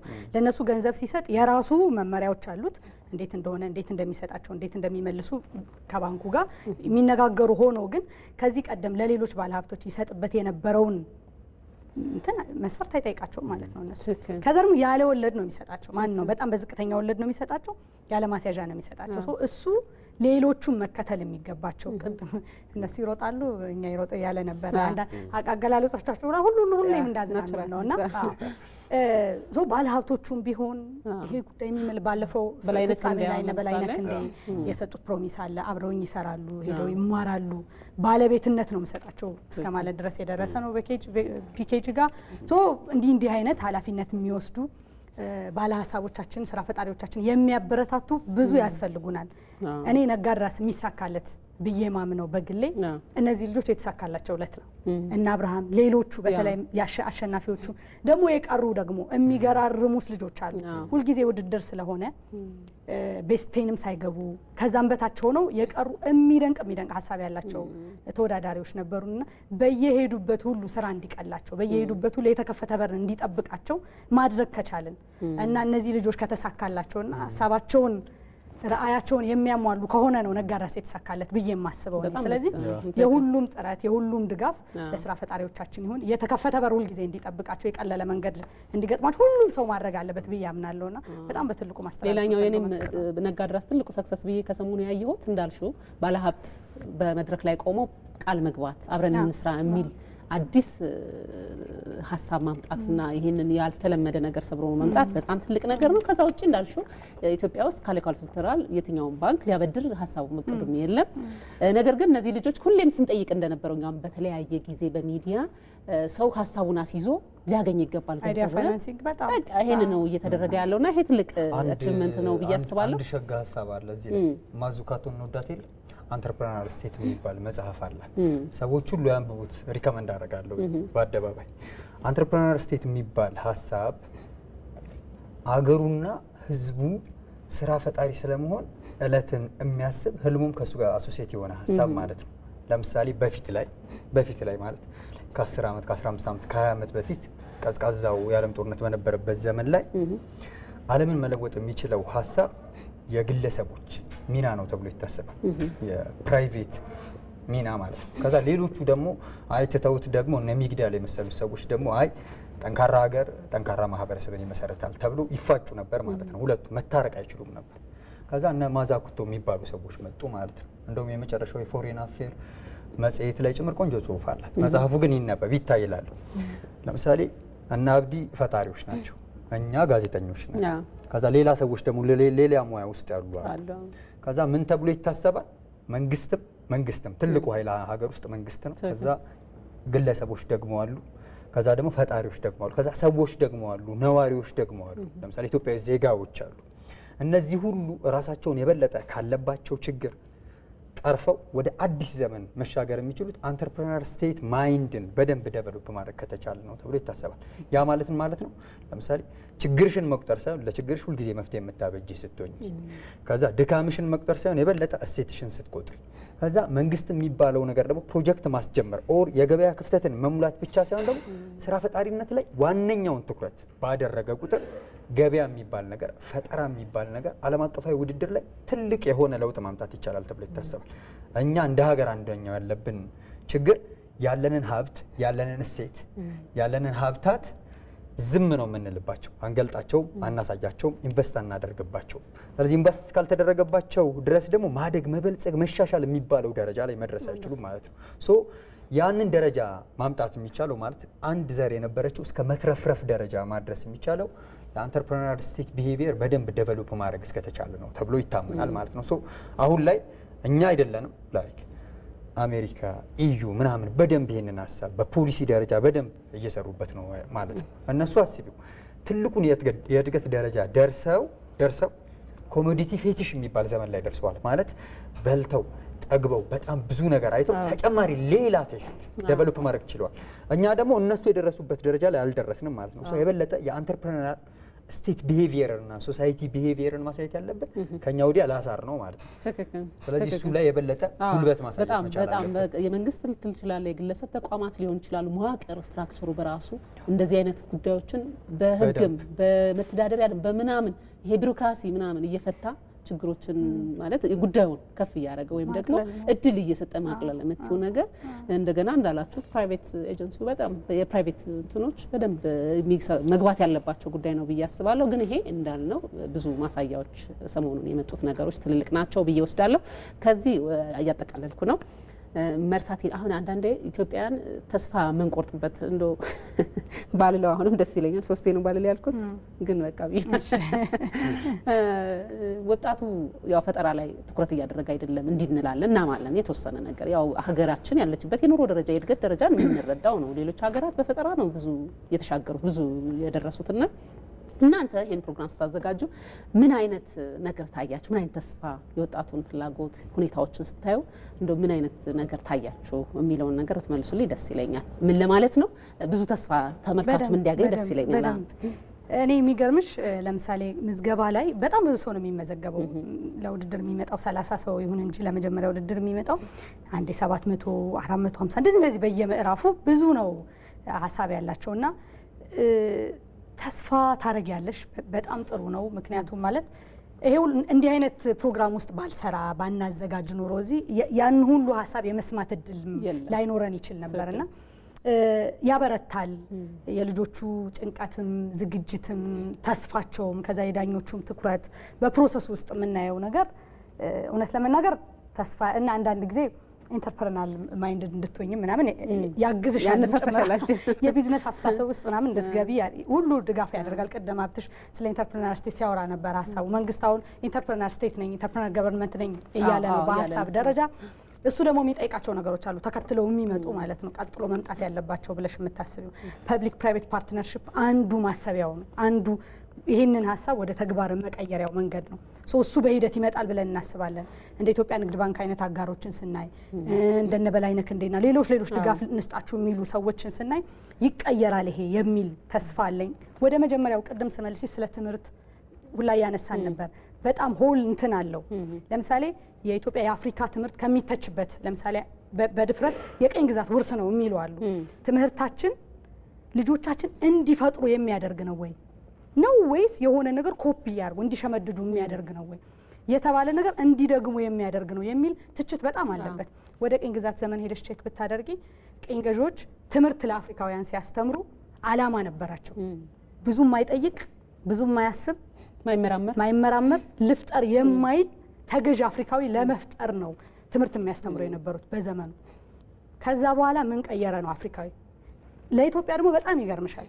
በቀጥታ ያልተሸነፍን ሀገር በቅኝ ግዛት ያልተያዝን ሀገር በትምህርት በኢኮኖሚ ነጻነት በማጣት እጅ ሰጥተናል ብለን እናምናለን። እውነት ነው። ህይወታችንን መፈተሽ ነው። ከአድዋ ጋር ዛምደን ነበር የካቲትን 30 ከመሆኑ ጋር ተያይዘን የዘመኑ አድዋ መስሪያችን ነው አንዱ መስሪያ ነው አንዱ ማሰቢያ ነው እያልን ነበረ ሙሉ ፕሮግራሙን ለመስራት ያሰብነው። ትላንት አድዋ በቀጥታ ነው መተው ያሸነፍ ነው። በጣም በብዙ ኢንቨስትመንት ማለት ህይወት እውቀት መንፈሳዊ ሴት ሁሉ ኢንቨስት ተደርጎበት ነው አድዋን ያን ያሸነፍ ነው። ለሁለተኛው ሲመጡ የነበረንን አድዋ መርምረን አሳድገን ተዘጋጅተን ባለመጠበቃችን ምክንያት የደረሰብን ደርሶብናል። ከዛ በኋላስ ብለን ነው መፈተሽ አለብን። ሁልጊዜ የምናነሳዋል ገብረ ሕይወት ባይከዳኝ አርነት አለን ወይ ብሎ የጠየቃት ጥያቄ በአድዋ ማግስት ሁልጊዜ ብዙ ማነሳው ነው። እኔ ያ የመመርመር ፈቃድ ለምንድን ነው አሁን ይሄን ሁሉ ነገር ከውጪ ማረሻ እንኳን አባቶቻችን ቀጥቅጠው የሚሰሩትን ማረሻ ከውጭ እኮ እያመጣን ነው። አሁን ስለ የትኛው ነጻነት ነው የምታወሩት? ነጻነን ወይ አሁን ብሎ የጠየቀው ገብረ ሕይወት ነጋድራስ ነው። እሱም በነገር ነጋድራስ ገብረ ሕይወት በጣም ከረጅም ጊዜ እንደዛ አይነት ጥያቄ እንድታነሽ ያደርግሻል። እነሱ የሚሉት ራሳችን ለምን ስንት ፐርሰንት ነው 85%ን እዚህ ነው የምንሰራው ነው የሚሉት። ለምሳሌ ሞተሩን ሲሰሩ ከውድድሩ መስፈርት መካከል ችግር ፈችነት ተግባራዊነት እንደዚህ ከሚሉት መካከል አለው አንዱ ምን ያህል ነው እዚህ የምትሰሩት ምን ያህል ታስቀሩታላችሁ ከውጭ የሚመጣውን ነገር የሚለው አንዱ መመዘኛ ነውና የዘመናችን ነጻነት ማብሰሪያ ነው ስራ ፈጠራ። በሱ የኢኮኖሚ ነጻነት የምንደርስበት ነጻነት ነው ዘመኑ የሚጠይቀው። ስለዚህ ቴክኖሎጂውን የሚል ዘመኑ ደግሞ እንደምትረሽ በጣም ፍጥነት አለው። በጣም ካልፈጠንን እንጠፋታለን፣ ምርጫ የለንም። ስለዚህ እሱን ሁሉ እንድናስብ የሚረዳን እና ደግሞ የሚያበረታንም ጭምር ነው ፕሮሰሱ ሁሉ ነጋራስና አንድ ሀሳብ ልጨምር። እዚህ ጋር ግን አንድ ጥያቄም አለኝ ሀብትሽ እንዳለ ሀሳብን ትጨምራለህ አጠር አድርገህ ምንድነው አይዲያ አሁን አንስተሽዋል። በአላማ ያድዋ የካቲት ወር የአድዋ ወር ነው፣ ወይም ደግሞ የኢትዮጵያን የአሸናፊነት በስነ ልቦና በብዙ ነገር የምናነሳው ወር ነው። በተመሳሳይ ደግሞ አነሰን በዛም ይሄ ትውልድ ደግሞ የራሱን አድዋም እየፈጠረ ነው። መጪው ወር የካቲት መጋቢት 24 የህዳሴው ግድብን የተጀመረበትን ጊዜና ምናልባት ማጠናቀቂያው ሊሆን ይችላል። በዚህ መሀል ነው ይሄን ፕሮግራም እና ትንሽ መልእክት ልታስተላልፉበት እንደነበራችሁ እረዳለሁ። ከዚህ ጋርም ተያይዞ እኔም ራሴ ጥያቄ አለኝ። ምንድነው የዚህኛው ዘመን ትውልድ አድዋ እንዲሆን እፈልጋለሁ እንዳልሽው እንዲህ ሁሉ ችግሮችን ፈተን ወደ ትክክለኛው መንገድ እንድንገባ የሚያስችል ሀሳብ እንድታመጣ። አንድ በጣም የምንወዳቸው ሰው አለ፣ ታላቅ ሰው እንላቸዋለን እኛ፣ ማእምር መናሰማ ይባላሉ። የትውልድ አደራ የሚባል ሀሳብ አላቸው። ቶሎ እንጨርሳለን ሰዓት ከሄደብን። የትውልድ እንጂ አሁን የጀመርነው ጉዳይ 7 ድረስ ልናወራው እንችላለን። የትውልድ አደራ የሚባል ሀሳብ አላቸው። ለምሳሌ ሀገር ትልልቅ እሴት ሲሰራ፣ ትልልቅ ጀብዱና ድል ሲሰራ ያንን ጀብድና ድልን ለቀጣዩ ዘመን ህይወት መጠቀም መቻል አለበት። ይሄ ትራንስዴንታል ቫልዩስ ይሉታል ትልልቆቹ ሰዎች። ምክንያቱም እየመነዘርሽ እያወጣሽ ለኔ ዘመን ትውልድ፣ ለና አብዲ ዘመን ትውልድ፣ ከዛ በኋላ ለሚመጡት ዘመን ትውልዶች መስሪያ መነቃቂያ አዲስ መንገድ ማበጃ መሆን መቻል አለበት ተብሎ ይታመናል። ለምሳሌ የኛን ችግሮች በቀላል ቋንቋ ይገልጹታል አንዳንዶቹ። ለምሳሌ አንድሪያስ እሸቴ ጠኔ፣ ደዌ፣ ድንቁርና የሚባል አለብን ይላል። በ3 ቋንቋ ይገልጸዋል። ለምሳሌ እነዚህን ችግሮቻችንን ነጋድራስ ይቀርፍልናል አይቀርፍልንም ነው ጥያቄ። ለምሳሌ አድዋ የሰጠሽ ውርስ ምንድን ነው? ትልቁ ውርስ ነጻነት ሰጥቶሻል፣ ሀገራዊ ሉዓላዊነትን ሰጥቶሻል። ይሄ ትልቅ ውርስ ነው። ከዛ በኋላ ተጨማሪ ደግሞ ቀጣይ የነበረው ትውልድ ደግሞ ያልሰራው ደግሞ እሴት አለ፣ ያጎደለው ማለት ነው። ሳይረዳው ቀርቶ ሊሆን ይችል ይሆናል ወይ ደግሞ ድል ደግሞ አንዳንዴ ደግሞ ጥጋብን ይሰጣል። እሺ 40 ዓመት ያሳለፍነው በኩራትና በጥጋብ ነው አሳልፈን የምናውቀው ማለት ነው 1928 እስኪመጣ ድረስ። ስለዚህ አድዋን በብዙ መንገድ መመንዘር መቻል አለብን ብለው ያስባሉ እሳቸው። ያንን የትውልድ አደራ ሀሳብ ይሉታል። ኢኮኖሚው አንዱ መስክ ነው፣ ባህል አንዱ መስክ ነው፣ ኢኖቬሽን አንድ መስክ ነው። ለምሳሌ እዚህኛው ዘመን ላይ ትልልቆቹ ምን ይላሉ?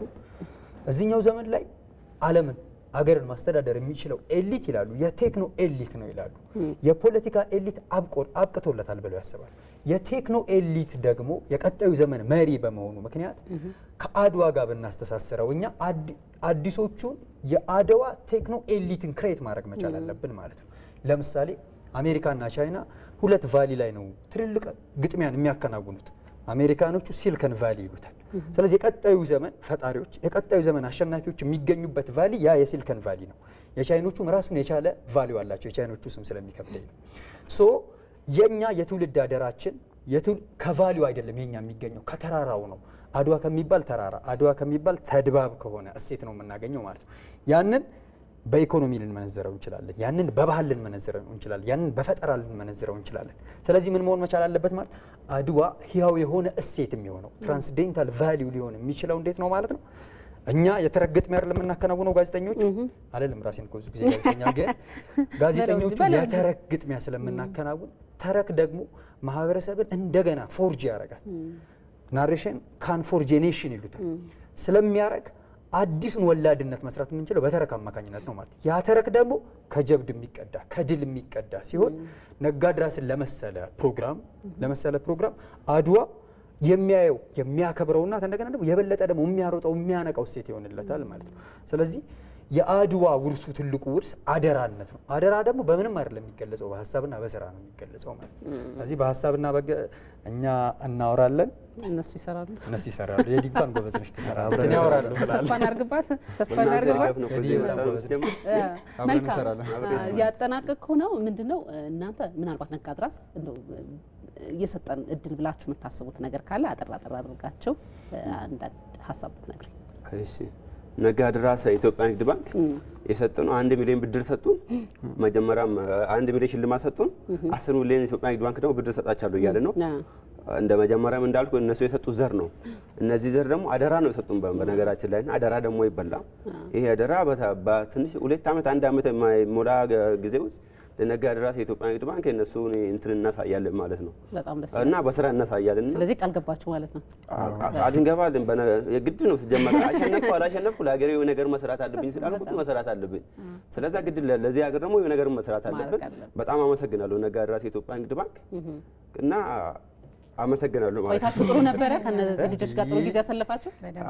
ተባባሪዎቹ ተነስቶ እንዳለ ካሜራማኖች አሁን ስንወዳደር ከጠዋቱ 3 ሰዓት እስከ 4 ሰዓት ምናምን ሌሊት እንቆያለን እና ካሜራ ይዞ እንደዚህ መቆም እረዳለሁ እና በጣም ከባድ ነው እና ዳኞቹም እነዚህ ፕሮግራም ማዘጋጁን በጣም ከልብ እናመሰግናለን እና የሆነ ቦታ ስንደርስ ደግሞ እናንተም እናሳውሳለን። ግን አይገርምሽ እይታ ካሜራማኑ አይሽ በኋላ ያለው ይረዳሉ እዚህ ላይ እሺ እኔም ካሜራማን የመሆን እንትኑ ነበረኝ እና አሁን ካሜራ ወደ መስራት ተቀየረ። አዎ እየሰራን እንሰራበታለን እና ኢቲቪንና ኢቲቪ ነጋድራስና ኢትዮጵያ ንግድ ባንክን በጣም እናመሰግን እንፈልጋለን። የምናድግበትን ነገር ወደፊት የምናድግበትን ነገር ነው የሰጡን። የምንፈልገው አሁን እኛ ሰርተናል የሆነ የፋይናንስ የምናድግበትን ነበር ያጣነው። አሁን ደግሞ ትንሿን አግኝተናል እና ይሄን ነገር አሁን በቅርቡ ትልቅ ቦታ ጠብቁን። በጣም ደስ ይላል። በጣም እንጠብቃችኋለን። በእውነት እዚህ እንገናኛለን። ተመልሰን ትልቅ ቦታ ደርሰን እዚህ ተመልሰን እንገናኛለን። ደስ ነው የሚለን። በጣም ደስ ይላል። ፈጣሪ ደግሞ እንዲህ ድካማችሁን የመጣችሁበትን መንገድ ባርኮላችሁ በተሻለ እንዳሰባችሁ ሆኖላችሁ ድጋሚ እንድንገናኝ እንዲያደርገን እኔም በግል ምኞቴ ነው። በስተመጨረሻ እናንተ አሁን አንድ ተመልካች ጠይቆ ነበረ። እኔ በጣም የገዛኝ ሀሳብ ነው። በየክልሎች መሄድ ያስፈልጋል ማለት የሚመጣው ሰው ትንሽ ነው። ለምንድን ነው ትንሽ ሆኖ መምጣት የማይችልባቸው ብዙ ሪዝኖች ስላሉት፣ ስለዚህ የመሄድ ፕሮግራሙን የማስቀጠል እቅድ ምንድነው ያሰባችሁት ነው? በቃ ሚሊዮነር አፈራቸው በደንብ አለን። ጉዞ ነጋድራስ ይኖረናል። በእቅድ ደረጃ አለን። እንደነገርኩ ምዕራፍ 3 ላይ ነው ያለነው። ምዕራፍ 3 ካለቀ በኋላ ምዕራፍ 4 አለ። አራቱ አሸናፊዎች እና አብዲም ለ5 ሚሊዮን ግጥሚያ ገና አላቸው እኮ። የአሸናፊዎች አሸናፊ የሚባል ደግሞ አለን። የአራቱም ምዕራፍ አሸናፊዎች አንድ ላይ ለ5 ሚሊዮን ብር ደግሞ ከእንደገና ይፋለማሉ። እሱን ከጨረስን በኋላ ጉዞ ነጋድራስ የሚል እቅድ አለን። በየክልሉ በየቦታው የሀገራችን ቦታዎች በሙሉ በመሄድ ምን አላችሁ እያለን የመፈለግ እቅድ አለን። ሰው እንመጣለን። እስከዛ ግን እዚህ ያሉት ወደዚህም እየመጡ ሀሳባቸውን እንዲያካፍሉ ነው። ቅድም አብዲ ያነሳው አብርሃም ሲያነሳ ካሜራማን ነጋድራስ በጣም ብዙ ነው የቀረጻው ጊዜ፣ በጣም ረጅም ጊዜ ነው የሚወስደው እና ካሜራማኖቻችን ያው ሊያሳያሉ ለተመልካች እንጂ እነሱ ብዙ አይታዩም እና በጣም ረጅም ነው የሚቆሙት። በጣም በደስታ ነው ደግሞ ደስ የሚልሽ ነገር ሁሉም ሰው በጎ ነው መንፈሱ። ነጋድራስን አስመልክቶና ከምሽቱ 3 ሰዓትም 4 ሰዓትም ብንጨርስ ያለምንም ጉርምርምታ ነው አብረውን ከኛ ጋር የሚሆኑትና ካሜራማኖቻችን፣ የቴክኒክ ባለሙያዎቻችን የሚያግዙን የሚደግፉን ሁሉ ተቋማችንን ኢቢሲን መጀመሪያ ኃላፊነቱን ወስዶ ያስጀመረው እሱ ነው። ከዛ በኋላ እንደሚያድግ ጠብቃለሁ። የኢትዮጵያ ንግድ ባንክ አይዲያ ሀሳብ ዋጋ አለው ብሎ ሀሳብን ፋይናንስ አደርጋለሁ አብሬ ደግፋለሁ ብሎ የተዘጋ የሚመስለውን የፋይናንስ መንገድ የከፈተው እሱን በጣም እናመሰግናለን። ተወዳዳሪዎቻችንና ሁሉም ኮንሰርንድ የሆነውን ሁሉ በጣም የብዙ ሰው ድጋፍ የሚያሳይ በጣም ጎበዞች ናቸው ዳኞቻችን። በነገሮች ላይ ዳኞቻችን እንዳዘጋጅ ነው የሚሳተፉት። መጥቶ ሄዶ መዳኘት ምናምን ብቻ አይደለም። በጣም ብዙ ስራ ያላቸው ሰዎች ናቸው። እዚህ ምንም አያገኙም ማለት እንችላለን በክፍያ በፋይናንስ ምናምን ደረጃ፣ ግን ስራዬ ብለው ወደውት እንደ ማህበራዊ ኃላፊነት ነው መጥተው በድጋፍም እንትን የሚያደርጉንና ዳኞቻችን በጣም ትልቁ መልኮቻችን ናቸው። በዚህ በፕሮግራማችን ስም ልናመሰግናቸው እንወዳለን። ሀብቱዚች ጋር አንድ ደቂቃ ከሰራ ነው ከሞከር ነው ካገኘ ነው ድል በላይ ወደፊት የምንሰራው ነው የበለጠ ጉልበት የሚሆነው ማለት ነው። 3 ድል ያደረጉ ሰዎች አግኝተናል እስካሁን። በሱ በጣም ደስ ይለናል። ግን ደግሞ የፊቱ የነገው ደግሞ ነው የበለጠ ደግሞ ጉልበት የሚሰጠን ማለት ነው። ፊውቸር ኦሪየንትድነስ ቲንኪንግ ይሉታል ሀሳቡን። ስለዚህ ነገ የበለጠ ሰፍተን ተስፋፍተን በስተን ደግሞ እንመጣለን። አሁንም በጣም ብዙ ሆነን ነው የምንሰራው። ጎበዝ ባለሙያዎች አሉን። ዛሬ በአጋጣሚ የዲና እኔንን የመጣ ነው። ግን ጎበዝ የምስልና የድምጽ ቅንብር ሸማኔዎች አሉን። ጥሩ ምስል የሚይዙልን ሰዎች አሉ። በጣም ብዙ ባለሙያዎች ናቸው የሚሳተፉት። ካለፈው ይልቅ የሚመጣው መንገዳችን የበለጠ ያማረ ይሆናል ብለን እናስባለን። ቆንጆ ይሆናል ብለን እናስባለን። ለሱ የበለጠ እንዘጋጃለን፣ ልብ እናሳያለን። በጣም አድርጌ አመሰግናችኋለሁ። በድጋሚ እንኳን ደስ ያላችሁ። ጥሩ ጊዜ ነበረን። ደስ ብሎኛል። እውነት ለመናገር ለሀገራችን በጣም መፍትሄ ነው፣ ቁልፍ ነው ብዬ ማስበው ጉዳይ ነው። እውነት ለመናገር በጣም ብዙ ሰዎች ወደ ስራ ፈጠራ መግባት መቻል አለባቸው። የተማረውም ያልተማረውም በቃ ብዙ ሰው ወደዚህ መድረክ ያው ነጋድራስ መድረክ ላይ ይምጣ ማለት ሳይሆን ባያለበት እንዲህ አይነት ነገሮችን እንዲያስብ ጊዜ እንዲወስድ ወደ ራሱ እንዲመለከትና ያንን ተሰጥኦ እንዲያወጣ እድል ይሰጣል ብዬ አስባለሁና ይሄንን ኢንስፓየር በማድረግ ትልቁ ሚና እየተወጣችሁ ነው። በጣም አድርጌ አመሰግናለሁ። ጨርሻለሁ። ምን የምትፈልጓት ነገር አለች? አንድ ደቂቃ እናንተ 3 እየሰጣችሁ እነዚህ ልጆች። እሺ በመጀመሪያ ዳኞቹን አላመሰገንኩም። በጣም ከልብ እናመሰግናለን። በመቀጠል ደግሞ እዚህ እንድንደርስ ስላደረጉን የስራና ክህሎት ሚኒስቴር ወይዘሮ ሙፈሪያት ካሚልን በጣም ከኛ ጋር እዚህ እንድንደርስ ያደረጉን እነሱ ናቸውና በጣም እናመሰግናለን ለማለት ነው። በጣም ደስ ይላል። እና እሱም ብሏል። እኔም በቃ እሱ ልጨምር ነበር እና እጨምራለሁ። እና ነጋድራስ ላይ ከመጣን በኋላ እኮ እኛ 1 ሚሊዮን ብቻ አይደለም የተሸለምነው እና የዳኞች ምክር እኔ ከ1 ሚሊዮን በላይ ነው የምወስደው። በእውነት በጣም ነው የጠቀመኝ። በጣም ሰው ያው ተመልካቾች እኛም ብቻ አይደለም እኮ መከሩት እነሱ ቤት ተቀምጠው የሚሰሙ ልጆች አሉ፣ ስራ ፈጠራ ላይ የሚሰሩ ለእነሱም በጣም እንትን ነውና በጣም ወዳቸዋለሁ። ተጀመር ካያችሁት በዚህ ዳኞቹን በጣም ወዳቸዋለሁ በእውነት እና እነሱ ምክር ነው እዚህ የደረሰኝና አብዲም እንዳይ ደግሞ ስራና ክህሎት ሚኒስቴር ከሀገር ውስጥ እስከ ሀገር ውጭ እያስተማሩ እዚህ ቦታ እንድንደርስ ያገዙ የስራና ክህሎት ሚኒስቴር ሙፈሪያት ካሚል በጣም ከልብ እናመሰግናለን። እና ይህ ፕሮግራም እንደዚህ አምሮ እንደምንገናኝ ያደረግም ኢትዮጵያ ነጋድራስ የኢትዮጵያ ንግድ ባንክ ከልብ እናመሰግናለን። እናንተንም በቃ እንደዚህ እንወዳቸዋለን። በጣም ደስ ይላል። በጣም እና አድርጌ አመሰግናለሁ ስለተገናኘን ይህን ሀሳብ ስላነሳን ጭምር። ተመልካቾቻችን የዛሬው የዳጉ ፕሮግራማችን ይሄን ይመስል ነበረ። እናንተም እየደወላችሁ እየተሳተፋችሁ ሀሳብ ስለሰጣችሁን እጅግ አድርገን እናመሰግናለን። በሌላ ጊዜ በሌላ ርዕሰ ጉዳይ ተመልሰን እንገናኛለን። ለዛሬው እዚህ ጋር አብቅተናል። ውይይቱን እየመራው ወይኒቱ አባተ አብሬያችሁ ቆይታ አድርጌያለሁ። ሰላም ሁኑ።